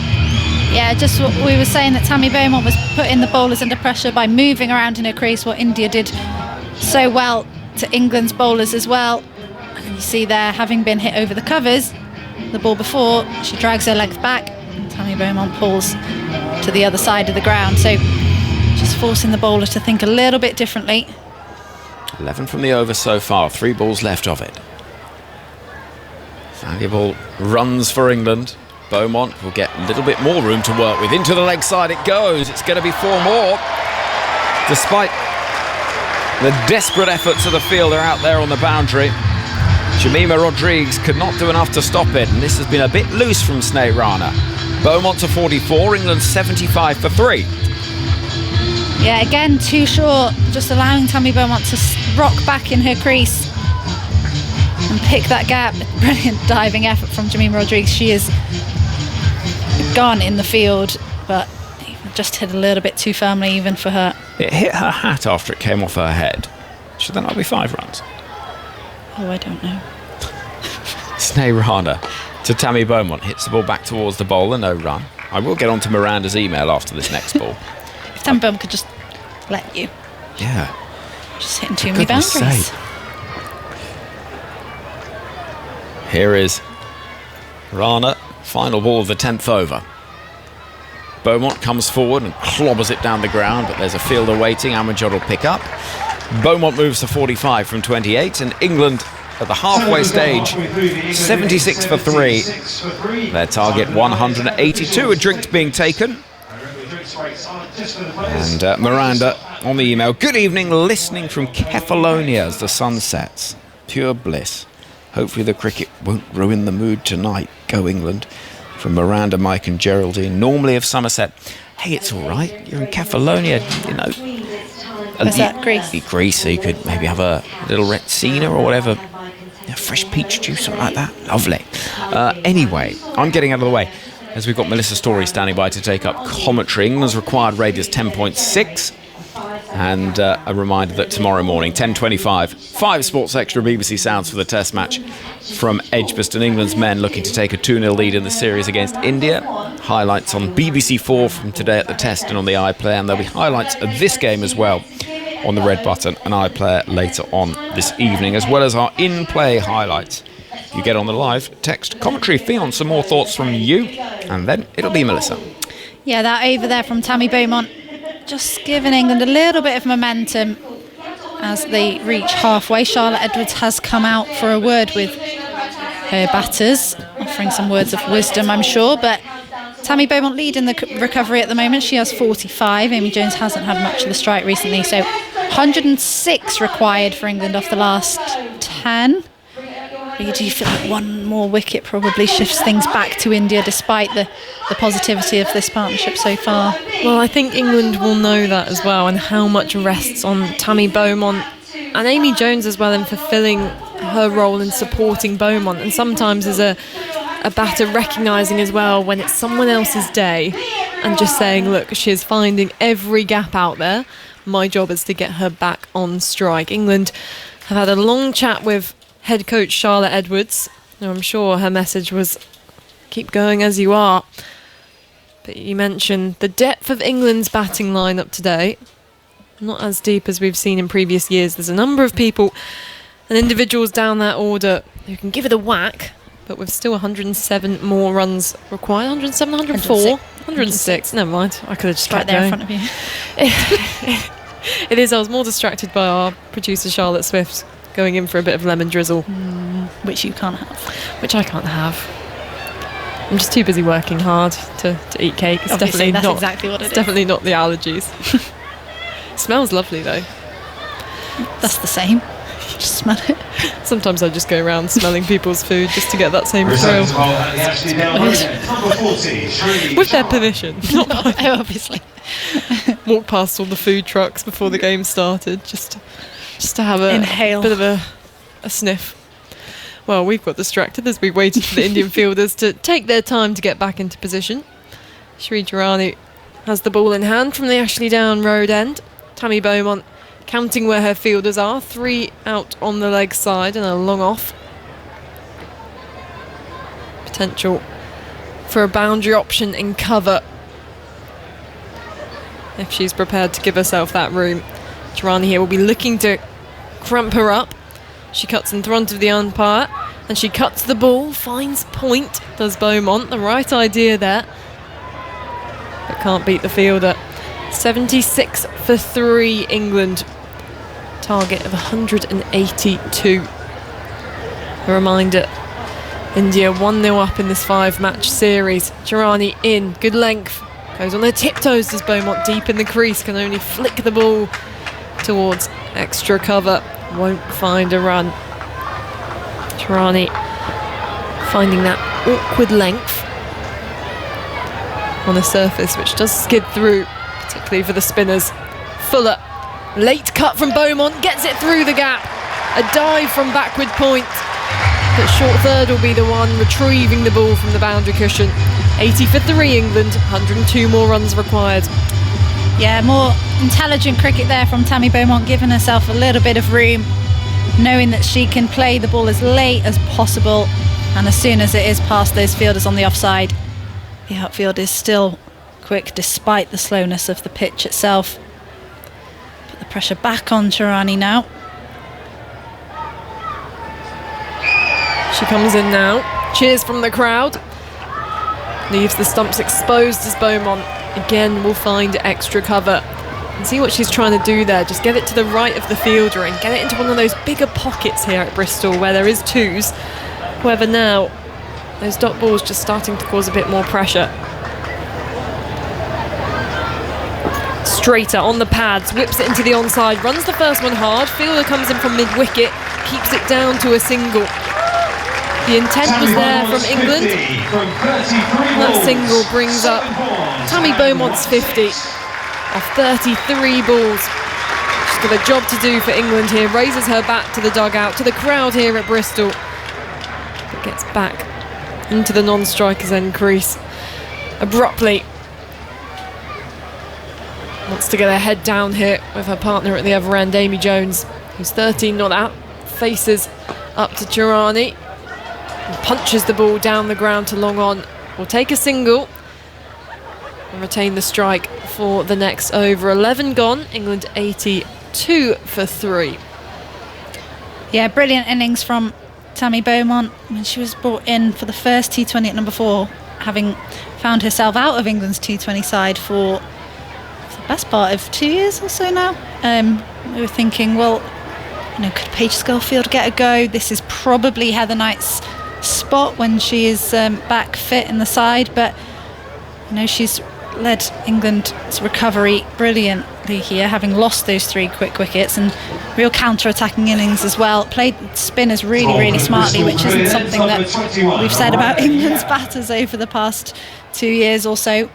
Used the crease really well to manipulate the field, as Amy Jones is on strike to Radha Yadav, who conceded 15 from her first over. She moves away from us now with a ball in the block hole, and Amy Jones digs it out down towards long on. Single to the total, 83 for 3, 99 runs for England to win now. Still a big ask, they're just behind the required run rate. It's Radha Yadav. Tosses the ball up to herself, top of her mark, bowls on the pads of Beaumont, who sweeps down towards the boundary and evades the fielder running round to her right. Was timed nicely, she gets down low, she's a small figure out there, Tammy Beaumont. and it just allows her to pick up that length so nicely. 87 for 3 now, England. Yeah, again, that use of the crease, it was a little bit on leg stump from Radiadov, who is struggling to Tammy Beaumont. Yeah, losing her line as Harmanpreet Kaur just makes a few adjustments in the field, moving short, fine leg, putting square a little bit finer, trying to cut off that sweeping option for Tammy Beaumont, because she does play it quite late, and behind square is usually where she goes. 95 runs for England to win. There's now a gap at third. Beaumont squeezes this one out and well stopped at point. They're going through for the run, direct hit, and I think she would have been gone here. In fact, it still might be close. A dive from Beaumont, who remains on the ground, panting, head down in the dirt. And I think she thought there she'd got it through the ring. It was a brilliant bit of work. She doesn't look sure, you know, sometimes when you know you're in, you have a smile. She looks as if she's not entirely sure on this one. Perhaps her head was down, wasn't looking. So here we go, throw coming in. She starts the dive so early on, and in fact, she's going to be out by a matter of inches. Throwing herself into the crease there. Had set off with a single, whether it was her calling the single or Amy Jones calling her through. Tammy Beaumont's brilliant innings comes to an end. 54 runs run out with a brilliant bit of work from point, and India will be celebrating that wicket because they know that so much of England's hopes and likelihood of chasing down this total of 182 rested with Tammy Beaumont. And now the power dynamic just shifts ever so slightly at India. Can build up that pressure again, and for Amy Jones, the batter out there, it will be on her to keep this momentum going for England.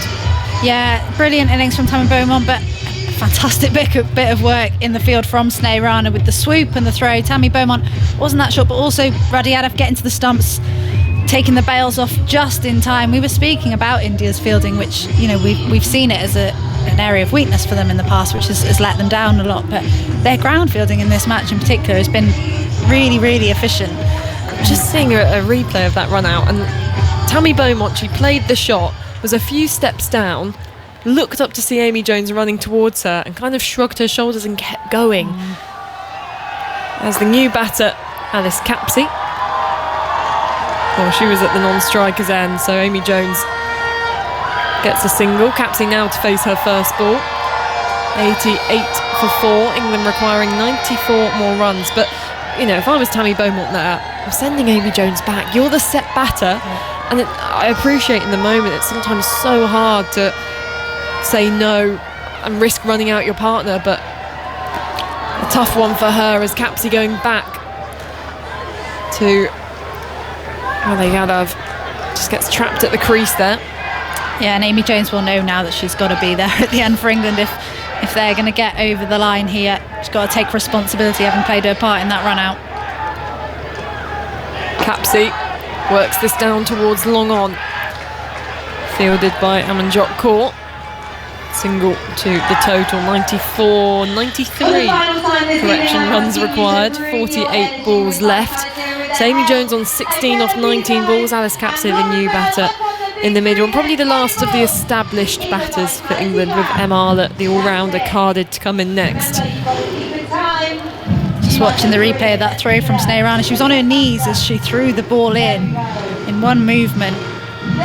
Really, really smart piece of work in the field, and the awareness to throw to the right end, get it in on the bounce to the bowler. Just doing those basics right is just something that England didn't quite manage to do in the field, but India have been really impressive in that aspect of their game. Required run rate for England, 11.6 now. They're currently going along at 7.4. As in comes Arundhati Reddy outside the off stump, driven nicely by Capsey, but picks out the fielder at deep cover.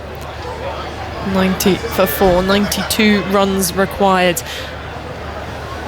Imagining a scenario film where India win this second game and potentially go on to win this T20 series. Will there be discussions as Reddy, with a slower ball, is driven by Jones towards extra cover, a fumble isn't costly for India in the end. But I feel like there's always this assumption that England is the number 2 side and India is the number 3. Will there be those discussions that India have very much overtaken England? Yeah, well, in the rankings, England are 2 and India are 3. So, technically that is the case. But Ready over the wicket, heaved by Amy Jones down towards long on. Will just be the one though. Picks out the fielder again. 91 required. But it has always felt like, particularly going into World Cups, you know, we have had a few changes recently with South Africa getting to 2 finals, New Zealand winning the T20, but you know, your assumption is normally it'll be one of England or Australia. India will compete. It now feels like it could be India or Australia, and where will England be? Ready, full on the stumps. Capsey can only drive to mid-off. And it's another dot balls under the fields on this occasion. England need to be finding these boundaries now. Required run rate above 12. I guess as well, if you look at the investment which has been pumped into the Indian domestic structure with, you know, we all know the Women's Premier League and the kind of money available for players in that league and the exposure. Clipped off the pads nicely by Capsey. But again, straight to a fielder for England. We're struggling to find runs this over. It's been well executed by Reddy, 92 for 4. But also India, they're playing multi-day domestic cricket as well, and with the red ball, plenty of domestic competitions as well to support players' development and growth. And it feels like the pool of Indian players is just growing and growing exponentially. As Reddy into Jones, steps into the offside, clips the ball nicely off her pads, out towards cow corner for 4. There's the boundary for England. They had to wait for it, but Amy Jones, knowing what the plan was, full of bowling, could just open up that leg side. 13 overs gone, 96 for 4. Yeah, and I think, you know, we've seen that in the batting today. If you think the first T20, was Smriti Mandhana. You know, we know how classy she is. We know she's one of the best batters in the world, but you know, today there were no contributions from Smriti Mandhana or Harmanpreet Kaur, who have been the engine room of India's batting over the past 5, 6, 7, 8 years. But you know, contributions from Jamima Rodriguez, from Amanjot Kaur, probably the players you wouldn't normally expect, and just being able to stand up under pressure, you know. And Sri Charani taking 4 wickets on her debut. They're used to playing in front of much bigger crowds than this and with much higher expectation than this now. Deepti Sharma into Alice Capsey, pulls a flatter delivery out to deep mid-wicket, just for 1. As Capsey examines her bat and rehearses the shot again. Deepti Sharma with figures of 1 for 9, going into her 3rd over now. England still requiring 85 runs. Rests on this partnership for England. Deepti Sharma, full toss, swept away by Jones and away for 4. Finding the gap between deep mid-wicket and deep backwards square. And England's 100 is up, 101 for 4. Yeah, freebie from Deepti Sharma there. Slow, loopy, full toss. Amy Jones isn't going to miss out, even with 2 fielders out on the leg side boundary. And India have just let Amy Jones off the hook a little bit here with a couple of boundaries, just as the pressure was building after Tammy Beaumont's run out. She's got her strike rate above 100 now as she's sweeping. Again, finding that gap. 2 fielders converge as England come back for a second, and well run as the throw comes into striker's end. Amy Jones to 27. England require 79 runs. Deepti Sharma bowling with a ring offside field. Oh, Amy Jones open up that offside. Another full toss, another sweep, and it's going to be another 4. Too easy for Amy Jones. She's not going to miss out. Just as you say, Fionn, India just letting that pressure they built after Tammy Beaumont's dismissal slip away ever so slightly. Yeah, poor bowling. 2 absolute gifts for Amy Jones. Just basically having to get any bat on it, and that's going for 4. Deepti Sharma, maybe just the ball slipping out of her hand. I'm not entirely sure what her plan is. Amy Jones moves to 31 off 25 now, so improving that strike rate as Sharma changes her angle. changing the angle tends to help with line a bit more rather than length, but might mentally help out the bowler a bit more, as this one's a better delivery. Can only be clipped down towards long on. Nice from Deepti Sharma in those areas. She knows that's where her strength lies. 108 for 4 England. Capsey to face the last ball of this 14th over. 74 runs required. Sharma to Capsey, goes back. Easily works the ball down the ground. Another single to the total. So 14 gone. England 109 for 4. Fion Wynn will take a break. Will be shortly rejoined by Tash Farrant. A note on Tammy Beaumont's 50. It was her first T20 international 50 since making 97 against New Zealand at Chelmsford in September 2021, Tash. Thank you to Hypercourse for that one. Well, Tammy Beaumont is someone, when she has been left out of the side, she's a gritty cricketer. She would have wanted to go on though. Just silly run. She kind of just stopped in the middle of the crease, didn't she? If she had just run it straight away, she would have got back in, nearly got in with a dive. But now it rests on young Alice Capsey and Amy Jones's shoulders. Still a lot to do. 73 off 36 needed. Sri Charani, left arm spin. It's been chipped up in the air by Capsey and caught at cover. She looks down, almost aghast by what she's done. Playing too early on the shot, reaching for it, a combination of a number of factors really. But Alice Capsey, who hasn't quite looked comfortable out there. Another dismissal that this England side will look back on, and particularly in anticipation of that World Cup later in the year, and just reflect that they can't almost keep them losing wickets to that kind of dismissal against it. Yeah, Capsey has to go 5 from 8. Just couldn't get going. It's a newish role for Alice Capsey. Normally finds herself coming in sort of number 3 in T20s, where we have, you know, that's when only 2 fielders are outside the ring, and she's very good at going up and over the infield, but just struggling when those 4 fielders are out, especially coming in against the slower spinners that India possess. Em Arlott comes to the crease. Hit a big 6 in the last game, but she's going to have to do more than that. In England are really behind the rate here, and you just feel that, you know, just losing those 3 wickets in the power play. Little bit of hope with Tammy Beaumont, but got off to such a bad start. They were 2 for 2 after the first couple of overs. Arlott on strike to the left arm spinner, and that one turns nicely outside the off stump. A grin on the face of Arlott, who probably wasn't expecting that her first ball. Mentioned that 6 in the first T20. It was her highest T20 international score with 12 at Trent Bridge on Saturday. She'll want a few more today.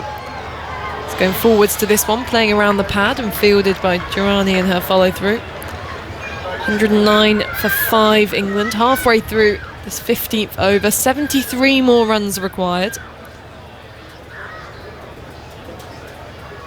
Durrani into Arlott on her tiptoes, works it into the onside, gets down to the other end quickly, but sends back Amy Jones, who seemed confident in getting back for that second run. Just the single in the end, 110 for 5. Of course, this is an Amy Jones who has scored 2 centuries, admittedly in a different colour clothing in the one-day format, but she's certainly not low on confidence. No, she's not. Obviously, this is a slightly, well, a better opposition than the West Indies. They've obviously got they had some good spinners in their ranks, but Charani mixing her pace up beautifully here.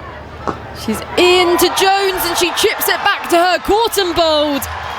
Amy Jones goes for 32. The 6th wicket to fall now for England. And with that, you would expect England's chances as well of chasing down 182. It was another softish dismissal from England. Amy Jones hit it powerfully, but Charani almost fumbles the ball, just manages to clinch it in. And that's a big wicket for India. Yeah, never an easy catch off your own bowling. 2 hands there. Amy Jones, she's got to go 32 off 27. struggled to get going. When Tammy Beaumont was in, it was okay because she was just getting Beaumont on strike, but when she lost her partner, that's when she struggled to get going. Brings Sophie Eccleston to the crease. As we were saying earlier, Melissa, it just feels that this England lineup, I mean, you're always going to be in trouble when you're 2 for 2 off the first couple of overs. It just feels that there's just one batter short in this England batting lineup at the moment, with Nat Sciver-Brunt unable to bowl, so they have to put that extra bowler in that lower order. But Sophie Eccleston, she can bat, a bit more responsibility on her shoulders now. In comes Sharani to Eccleston, deep in the crease. Can only find extra cover, and that's the end of the over. So England requires 72 more runs from the final 5.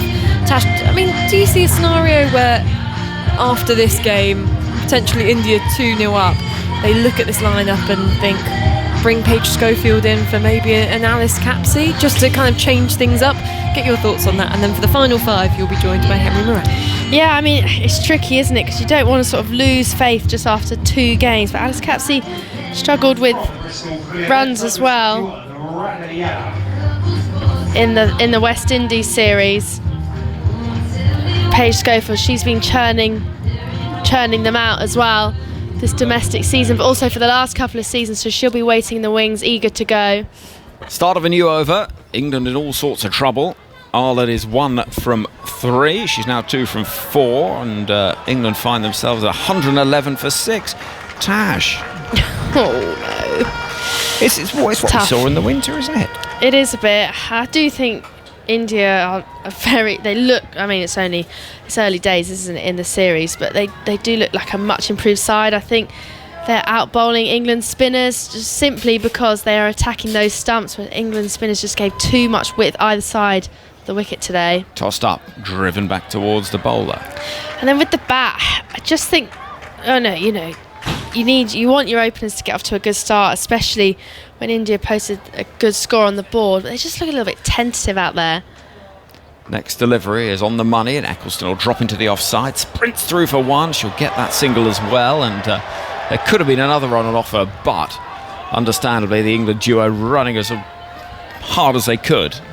And she ended up running 2, but beyond the crease. Yeah, that middle order as well slightly changed. Obviously, we haven't got Heather Knight in that number 4 role. So used to seeing her come in the middle overs and take control. Walloped into the leg side, but straight to the hands of a fielder who drops it. Where's the ball? There it is. Pirouette, dancey dance. And Amanjot, who's had an excellent night, puts down the chance of Ireland on 2.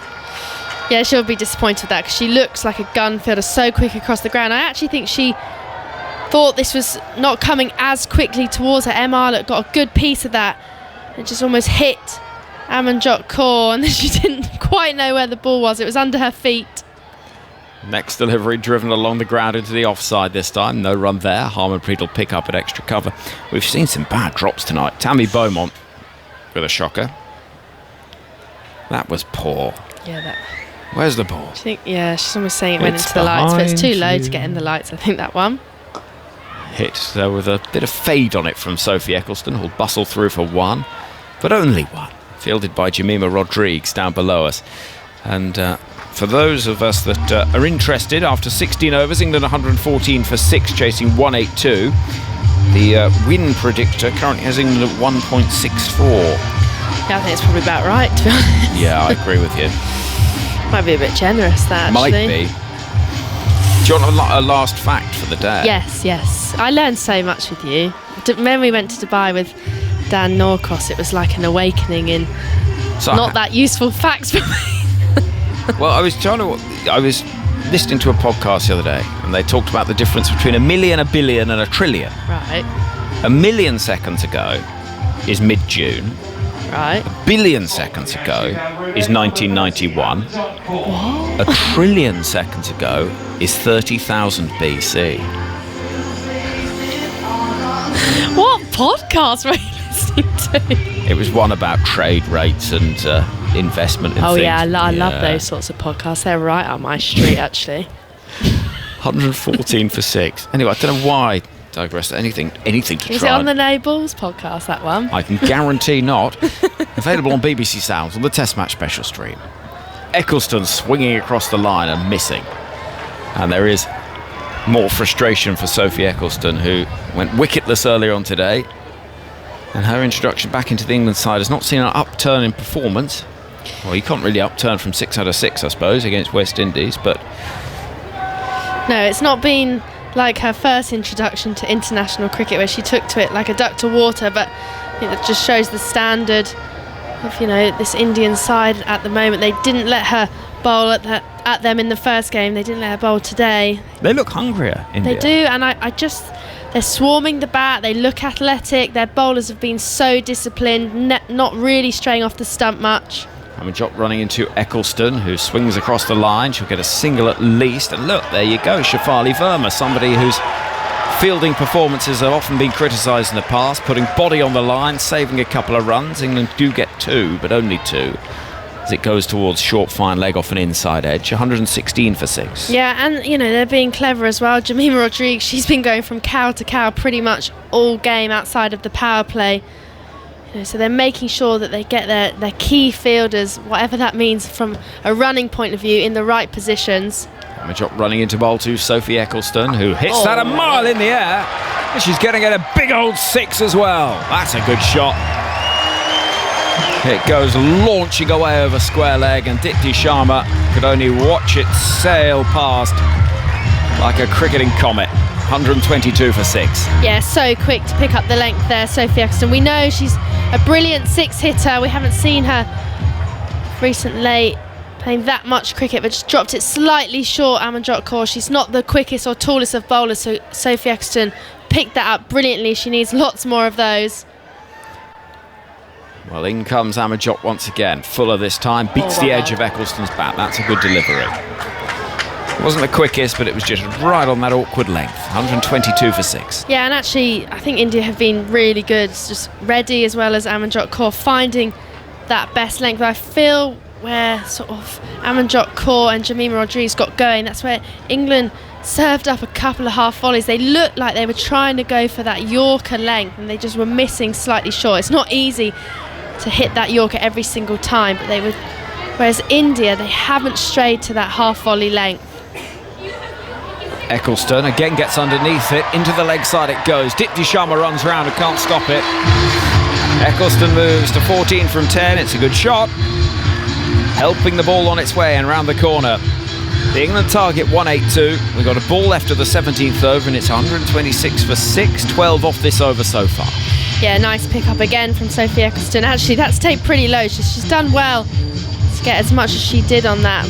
She's got a backwards square leg fielder to evade, but this one went quite fine. 1 bounce for another good shot from Sophie Eccleston. 56 off 19 needed now. Some story if she got these runs. Amanjot runs into Eccleston, who whips the ball into the leg side with in half of the bat, and Verma misfields at short fine leg, but just the one taken. Eccleston will keep the strike. 55 needed from 18. I wonder if Neil Diamond will cheer people up. Not sure Neil Diamond will cheer Chris up, who emails, "Dear TMS, my goodness, is this painful?" Chris from Powys. Oh, that was it. That's it. I reckon Chris is the sort of person that writes Christmas cards. "Dear Tash and Henry, happy Christmas, Chris." No love, Chris, just Chris. Certainly not the round robin letter. Auntie Beryl's been very busy. Oh, I love reading the letters that my granddad gets at Christmas. Yeah. They are cracking. Yeah. And I just hope he doesn't send any. Oh, they're And quite you get boring, some aren't massive family drama dropped they? in. Like 4-page essay. Not saying much. Reverse sweep is attempted and beautifully played. Met on the full by Eccleston, who's batting supremely suddenly. And that goes down towards the deep third boundary. And she moves to 19 off 12. She's giving it all she can here, Sophie Eccleston. Yeah, I'm not seeing this much from Sophie Eccleston. We know how strong she is straight down the ground towards that mid-wicket region, but she actually plays this beautifully. Gets it on the full, keeps her head in the shot, actually switches her feet round completely, almost facing up like a left-hander, gets it past that congested point and backward point region. Good shot from Eccleston. She's showing what she can do with the bat. She's 19 off 12. She needs to keep going here. Yeah, she does. England need 51 off 17. Eccleston can only play it back to the bowler this time. Well bowled. Took the pace off there. Radha Yadav in at the pads. I think that's what the Indian spinners have done really well. In particular, Charani. She changes her paces up regularly. Eccleston waits and lofts the ball down the ground. Fielder running round, won't take the catch, but Rodrigues will pick up cleanly at long off. And it is just a single. England are required rate now of pretty much 20 and over. And that means, even though the odd boundary, sends the flames up, gets the crowd going, they need lots of them. Yeah, they do. But I do like to see this from Sophie Eccleston. You do feel that actually she is someone that could really help this England side if she did take a bit more responsibility with the bat, almost stake her claim at that number 7. It's nicely played by Emma Arlott down towards backward square leg for 1. But ones aren't going to do it for England. 1-3-3 for 6. You almost see Eccleston have sort of glimpses of hope with the bat, but it's just the consistency. She can try and get that for this England side, just to bolster that sort of middle lower order for them. Eccleston on 20. Waits for Yadav, and she'll clear the front leg and get boundary. Yes, into the offside it goes. Nice shot from Eccleston, clearing the infield. She moves to 24 from 15. Yeah, very clear option there with the offside up, only long off on the boundary. She takes a couple of big steps down the wicket and almost slaps it over cover. Little bit of width there from Radha Yadav, also a bit of length for Eccleston to work with. She was always going to try and go over that offside, totally committed to the shot. Couple of bounces for. Yadav looks frustrated. She's got 1 ball left of a spell that has so far seen none for 36. Under the floodlights and the long sleeves, shirt untucked. She comes into bowl to Sophie Eccleston round the wicket, gets a full toss to Eccleston and hammers it down the ground without perfect timing. They'll turn for a second. They'll get that second if they are quick. Throw comes in and they are quick enough. And so from the final 2 overs, England will need 43 runs with Eccleston on 26, Arlott on 4. It's a tall order to say the least, but at least there has been something at the back end of this innings. Yeah, definitely. And I'm almost thinking to the next game it'll be interesting because it only has been, it's a 5-match series. You normally only see sort of a 3-match series in sort of T20 or 50 over. So it will be interesting to see what Charlotte Edwards is thinking going into these last 3 games. Because obviously if they're 2-0 down, you can't just sort of stick with the same team if you don't feel like it's working. It will be interesting to see if she feels that she needs to bolster that batting lineup with 1 more, but she's almost probably thinking now she's wished that her skipper Nat Siva-Brunt was bowling in this series. Sri Charani, slow left arm spin, bowls a ball that is walloped down the ground with some decent muscle from Arlott, but she'll only get 1 towards long on. And the score 140 for 6. 42 needed from 11 balls. Not the nicest looking shot that was. Bit of a hack. No, it was not. Didn't quite get that one. It was not pretty. 2 for 20 for Charani so far. Round the wicket she comes and bowls to Eccleston, who's clobbering the ball into the leg side, out towards deep mid-wicket for 1. They'll turn for a second. That second will be taken, and successfully. That's good running from Eccleston and Arlott, who are blowing out there in the heat and humidity of Bristol. Charani, by the way, just her 2nd T20 international, is 2 for 22. Yeah, she's bowled really well. Been impressed. I'm sure she's someone that can bowl in the power play as well. They held her back a little bit today. Delhi Capitals player in the WPL, and she comes in now, and Eccleston gives herself a bit of space. She'll get 4. Just stepping across the stumps, whipping the ball behind square, into the leg side it goes, and Sophie Eccleston moves on to 32, 146 for 6. Yeah, nice use of the crease, just taking a bit of a leaf out of Jemima Rodrigues. What she did in the first innings, she used that crease beautifully this time. Eccleston going across to the offside so she could access that backward square region. Helped it round the corner there past Shafali Verma. Showing a bit of promise here, Sophie Eccleston. Well, she's 32 from 18. Shree coming in to bowl to the England right-hander, who again goes hard at it into the leg side. It's going to bounce short of the fielder at deep mid-wicket. They'll look for a second that isn't there, and Sophie Eccleston has now levelled her best T20 international score. Really? Gosh, that surprises me. Interesting. So much. She's got so much potential with the bat. She's a power hitter. She's consistent in the sense that her best Test score is 35, her best ODI score is 33 not out, her best T20 international score is 33 not out. Yeah, she won't be pushing those up. She's better than that. She's absolutely better than that. Arlott waits, 8 balls left of the innings. Driven down the ground, there'll only be 1 taken. England requiring a further 34 runs from here. A target of 182. And they've only got 7 balls with which to get them.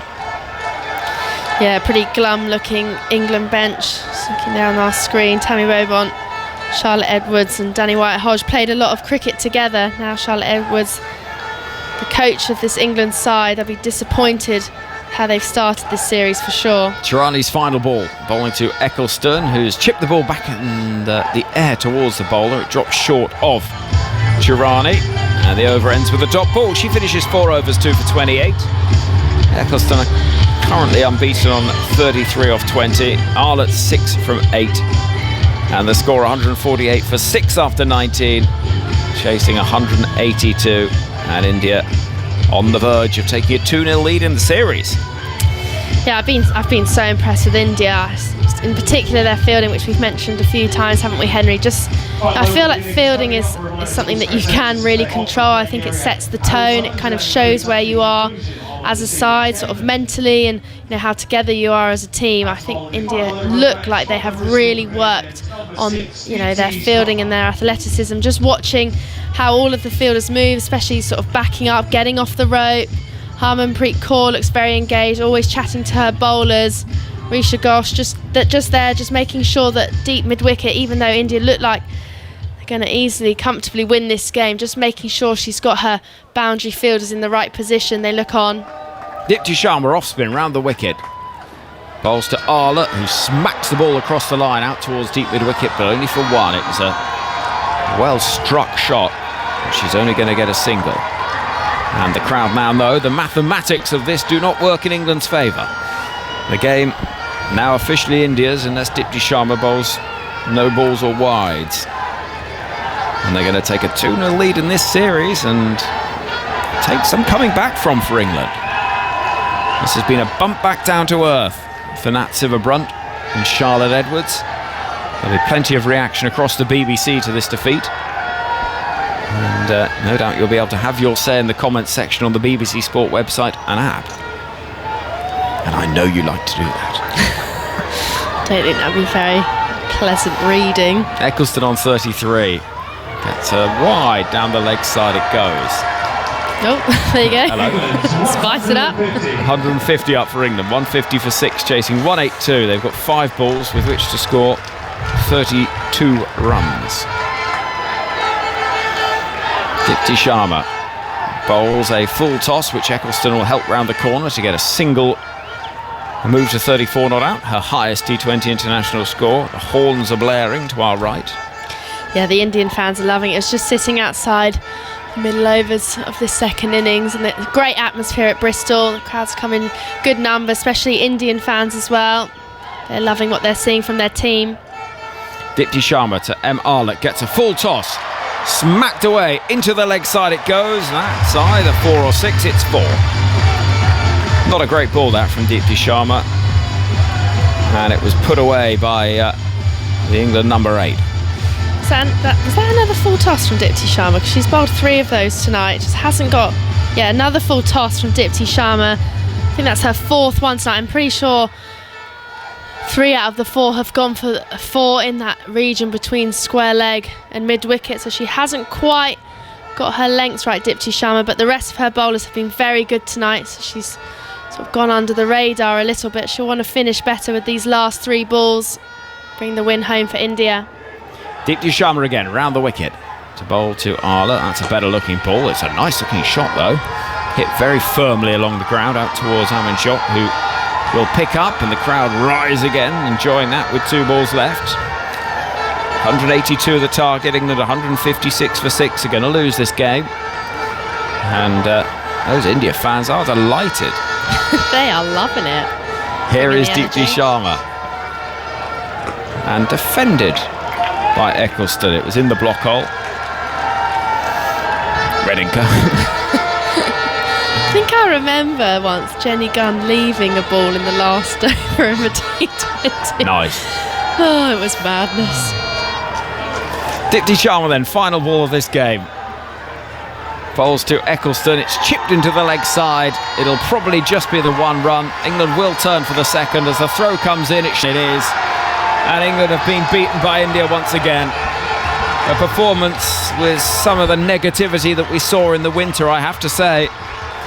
England outplayed by a side that looked hungrier, more efficient, with more purpose, and ultimately quite clear victors. And India have a 2-0 lead in this series, and England will have to win the remaining 3 matches if they are to claim success across the series. 156 for 7 they finish on, in pursuit of 182, and India lead the series 2-0. Yeah, well done to India. Another great game for them. Did it in a slightly different way. Didn't rely on Smriti Mandana today. It was the middle order for India that brought it back brilliantly, because England did start very well with the ball. In particular, Lauren Bell bowled very well, but Jemima Rodriguez and Amanjot Kaur, a brilliant partnership, both getting 63 in those middle overs, going at a good rate. And England, they just didn't seem to adapt quick enough, or kept going pace on, especially the seamers. And then with the bat, they were 2 for 2 after the first couple of overs, and they just kept losing consistent wickets. It was only Tammy Beaumont who looked pretty comfortable up there, striking at a good rate, and a pretty glum England skipper Nat Sivabrunt just trying to console her team, going to shake the hands of the Indian players, who I have been really impressed with in the field. I think they've been really disciplined with the ball, and that middle order definitely looks bolstered with the likes of Amanjot Kaur. She looks like a really good young player going forward for India. So once again, England have been outplayed by a brilliant India side tonight. And 24 runs is not the 97 runs that we saw as a margin of victory the other day at Trent Bridge, but it is still hefty enough. That is a pretty... I don't like to say it, but it is a pretty hefty defeat that for England again. Yeah, it is, and I think they'll be most disappointed with that sort of those overs between the sort of 10th over and the 16th over, because they just let Amanjot Kaur and Jemima Rodriguez bat. They just gave them too many balls that were in the slot and a little bit too much width. It was very hard for Nat Sivabrunt to sort of control where the Indian middle order batters were hitting. So I think they'll probably be most disappointed with the really good start that they got with the ball, and then they just let India back into the game. Well, Dunkley went run out for 1. Danny Wyatt-Hodge has scored 1 run in 4 T20 international innings. She went for 1. Nat Sivabrunt made 13. Beaumont 54 from 35, Jones 32. Those really the 2 contributions for England. Capsey disappointing again, 5 from 8. Arlott 12 not out from 11, and Sophie Eccleston 35 from 23. So that is the story from England's innings, 157 for 7. And again, spin to win. India will be thrilled with how they've bowled. Deepti Sharma 1 for 30. Shree Chirani outstanding once more, 2 for 28. Amanjot Kaur, player of the match, 1 for 28. Can't ignore the economy as well of Arundhati Reddy, 3 over 16.